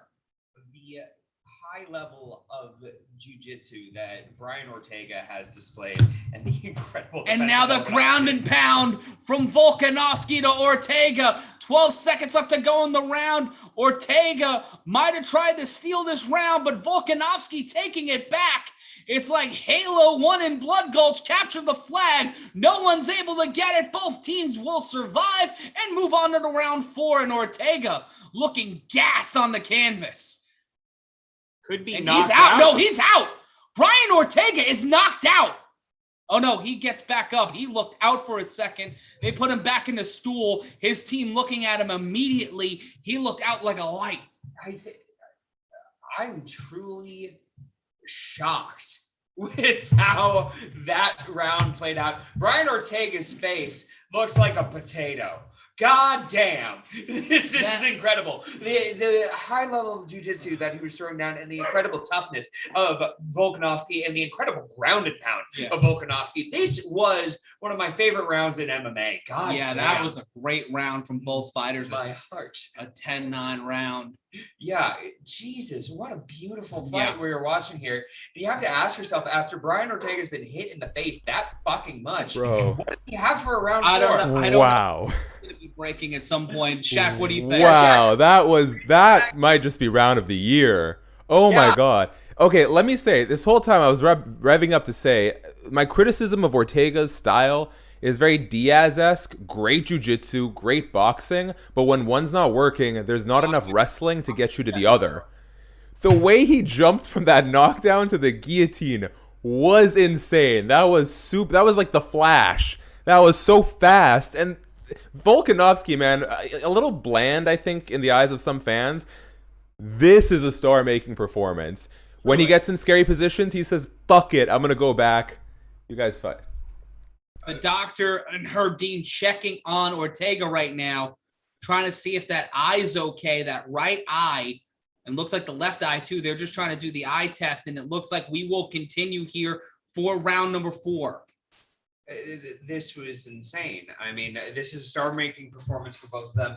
And, I'm going to eat my words about Lawler Diaz being performance of the night. Both of these guys, this world. Give these men the $50,000, leading with the left hand. Is Ortega checking that kick? Leg kick! Another leg kick to the knee by the champion. 4:45 left to go in the 4th and penultimate round here for the UFC featherweight title.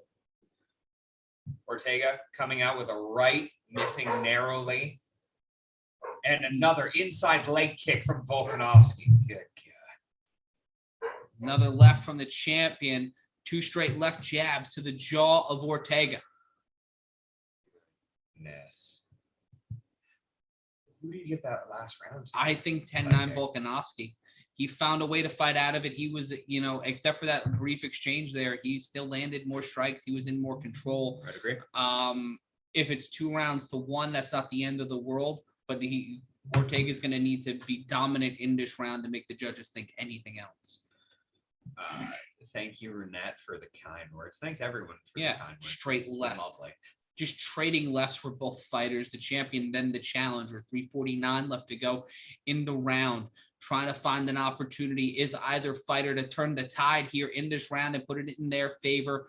A close and contentious round so far. Trying to land both of them landing straight lefts. It's like the end of Rocky 3. And Ortega gets Volkanovski. Got him trying to get the takedown. Volkanovski will find his way to the fence. Incredible takedown defense by Volkanovski, but he gets tripped by Brian Ortega, going for that guillotine yet again. Ortega trying to pull the guillotine, or Volkanovski trying to find a way out of it. Spins out onto his back, now putting the pressure underneath the jaw of Ortega. Volkanovski in trouble, but Ortega also in a world of trouble too, putting his feet up against the fence. Both fighters trying to find their ways out of precarious positions. Ortega had the flip over and now puts himself in trouble, and Volkanovski has him on top, and Ortega's starting to bleed again with 2:52 left to go in the round. Side control against the cage by Volkanovski, and right now Ortega trying to cover up.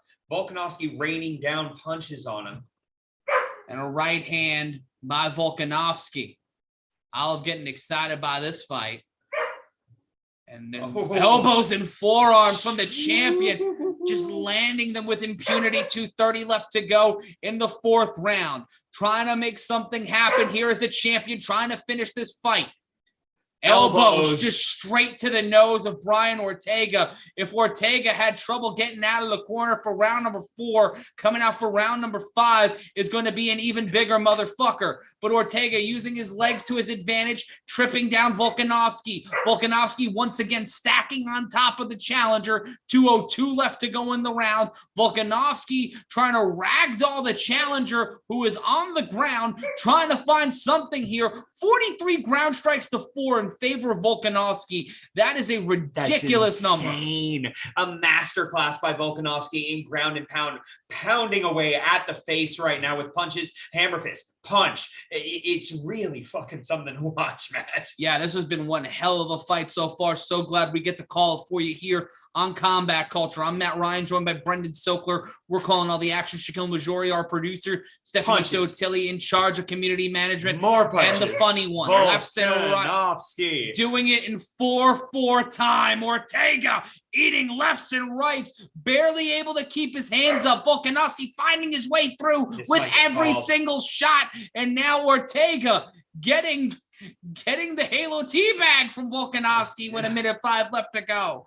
Trying to find something here in the fourth round, trying to finish it. 1 minute left to go in the round. Volkanovski landing with impunity, dropping the elbow in. Herb Dean stepping in. He may have to stop this one soon. To stop this if Volkanovski can get a high volume of punches off. He's doing it at such a pace that it's just a hair too slow. And Volkanovski interlocked his arms behind the neck of Ortega, pulled him up against the fence to try to land more shots. Total strikes in this round, 39-8 in favor of the champion. I mean, it's a statement on the high level of jiu-jitsu that Ortega has, but it's just not a winning strategy right now.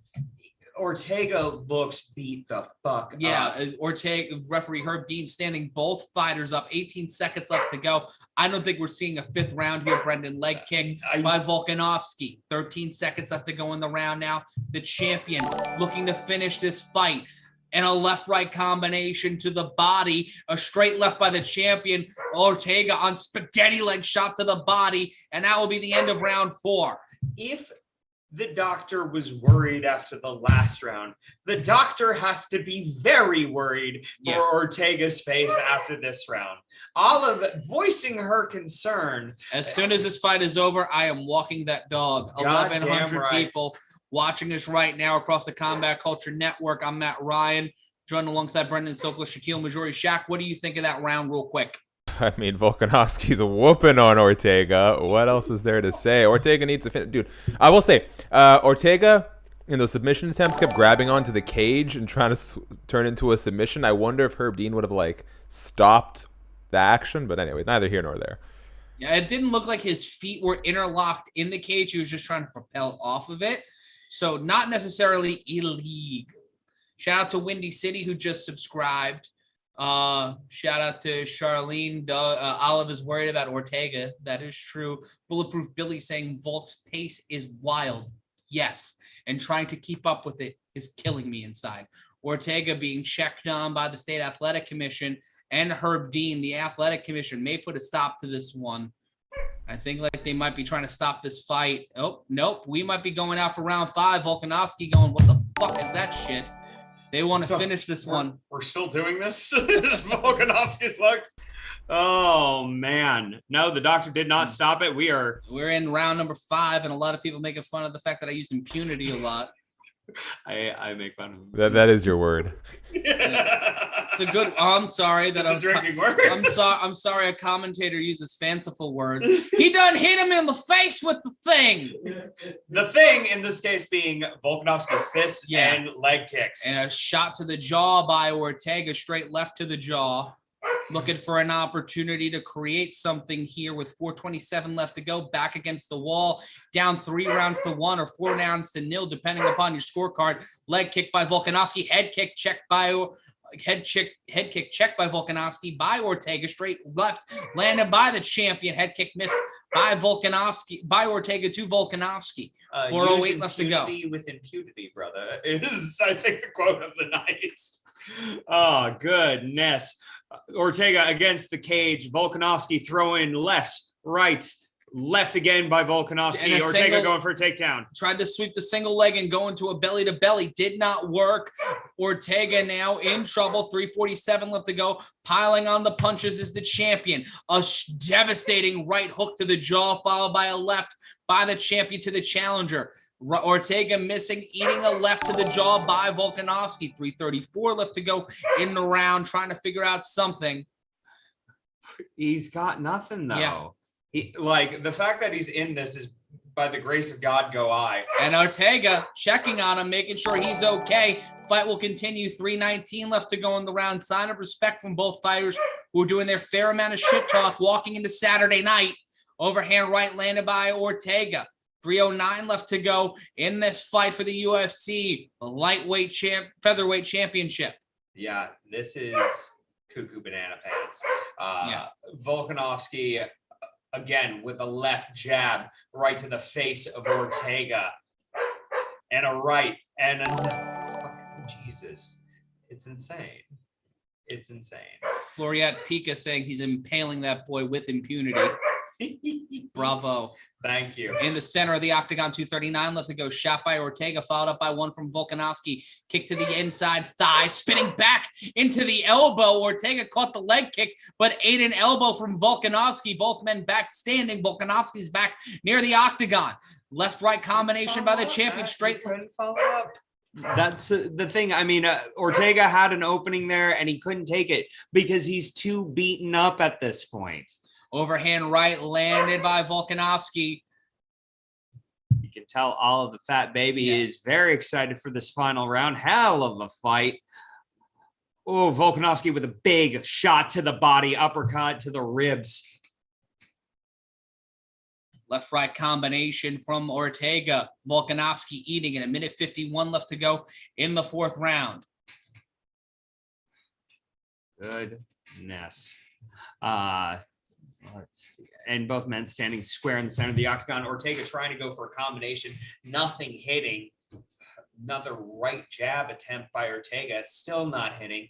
I mean, you have to assume not much damage to the face is really fucking with Ortega's ability to get range. His depth perception. He doesn't know. He doesn't have that. He's got tunnel vision at this point. 1:20 left to go in the round. Ortega on his bicycle, looking bloody, looking like Eric Stoltz in mask. Not a good sign for him. 1:11 left to go. The man's face is so swollen. He is being pie-gouged right now by the champion. 1:05 left to go. Ortega getting a shot to the leg, overhand left, and now belly-to-belly attempt from Volkanovski. Ortega finding a way out of it. Ortega looking like Eric Stoltz in Back to the Future. He's about to lose this. It's not looking good for him, man. 45 seconds left to go in the fight. Fighting back and forth. Caught the leg, spinning around, knee to the body. Ortega showing a little bit of signs of life for someone who looks like he's mashed potatoes at this point. A big shot. Tries to throw a leg kick caught by Volkanovski, who answers with a Anderson Silva punch to the face. 25 seconds left to go in this fight, and at this point, it's all mere prelude to Volkanovski getting a dominant unanimous decision win here tonight in Las Vegas. 15 seconds left to go in the round, and we will count down to Volkanovski's second defense of the UFC featherweight championship, and we're gonna go out with a firefight here. Volkanovski and Ortega throwing hands, and we will go to the scorecards in Vegas. Hot damn. This was like an episode of Madam President directed by Eric Stoltz. It could not have been better. Got a third one. Yeah. He directs now. Gopher saying this is the most I've seen Eric Stoltz referenced. Yeah, that's why I threw that one in there. What a fight. An incredible amount of heart shown by Brian Ortega. You love to see it. And a masterclass performance by Volkanovski. Yeah. It was beautiful. I loved every second of it. Hot damn. Shaq, what do you got for us? Oh, I thought he had something. Skilled individual saying I have eye blank. That happens. I'm wasted. Very. Yeah, I mean, could we call Floriat is saying 10-8 rounds? You could call some of them. I think I wouldn't be I think the fourth round's a 10-8 round. Yeah. It's certainly a 10-8 round. I think the third round's a 10-9 round. Yeah, I mean, fifth 10-9. For me, that fourth round was the huge turning point. Thank you so much for the compliments, everybody. Yeah, Shaq, seriously, thanks. before we get to the scorecards, your thoughts quickly on the fight. Do you think Ortega won it? No. But that was amazing, man. Credit to Ortega's toughness. I have people already debating me saying that might not round 3 might not even be round of the night. That was round of the night. That might be round of the year, not just because of the action, because of the drama, the momentum swings. Ortega, just quickly, the total strikes really quick, 194 to 115. I just wanted to bring that stat up really quick while it was on the screen. I'm sorry, Shaq. Yeah, that was an amazing fight. I loved it. Credit to both guys. Ortega clearly has improved a lot to be able to compete with Volkanovski the way he wasn't able to compete with Holloway. I am just super impressed, man. Volkanovski is a gamer, dude. The fact that when he got caught in those terrible submission positions and he decided not to stand up once he got out, but instead wail on his opponent, it was amazing. There was so much risk taking from both guys, and just my hats off to everyone. You know, Shaq, it's honestly something as a Max Holloway fan that I've had a chip on my shoulder about Volkanovski holding this fucking belt, but tonight he showed he is a goddamn champion, and I absolutely love to see it. 49-46, 50-45, and 50-44 for Alexander Volkanovski, getting the unanimous decision. He will remain the UFC featherweight champion, even though it felt like a formality at this point. This may have been my favorite card that we've called, man. It was one hell of a time. It was a fun time. Hopefully you guys have enjoyed it as well. If you have not subscribed already, please do so. Please subscribe. Please hit the like button. Please hit the notification bell so we can do more live streams like this. Let us know. Zacho asking who won. It was Alexander Volkanovski by unanimous decision. We'll run through this really quick. Final thoughts. We'll start with Shaq. Fantastic night of fights. Weird ending to that Nick Diaz one, but this was just such a great card. Classic fight between Volkanovski and Ortega. A fun Legends bout where Robbie Lawler just looked amazing. Valentina well on her way to perhaps beating Mighty Mouse's title defense record. I enjoyed it thoroughly. I am glad I was able to do this with you guys, and thank you to everyone who tuned in. Yeah, my friend. Thanks for being here, bud. Yeah, quickly, Jonathan Roncone, Ortega needs Hawkeye and Trapper John to take care of him because we can't go an episode without a MASH reference. So there we go. Brendan, my man, what do you think? I thought I got my MASH reference in terms of the potato face that Brian Ortega was. But here we are, a fantastic night of fights and, a dominant performance by Alexander Volkanovski. I'm very excited to see his next fight. I want to see him tee off on someone new with impunity. God damn it. I'm going to say this with impunity. It's awesome to be with you guys. This is an awesome night of fights. We will be back with you on October 30th, just over a month from today, for UFC 267. I think that one's on ABC. I'm not necessarily sure, but we'll have a pay-per-view quality card that we can all watch at the same time for free. So if you are commentary and you don't want to pay $70, that's what you want to do. Hey, we might even be here for the Fury Wilder fight if the bosses let us. We may not. Who knows? But be sure to like, comment, subscribe, follow us on Twitter at Shaq_Food for Shaq, at Brendan Sokler, at M. Ryan Consulting, at Steph Sotilli. We're wrapping things up here from the mothership, but we'll see you right back here on October 30th for UFC 267. Hold on, guys. I was waiting for the stream to catch up.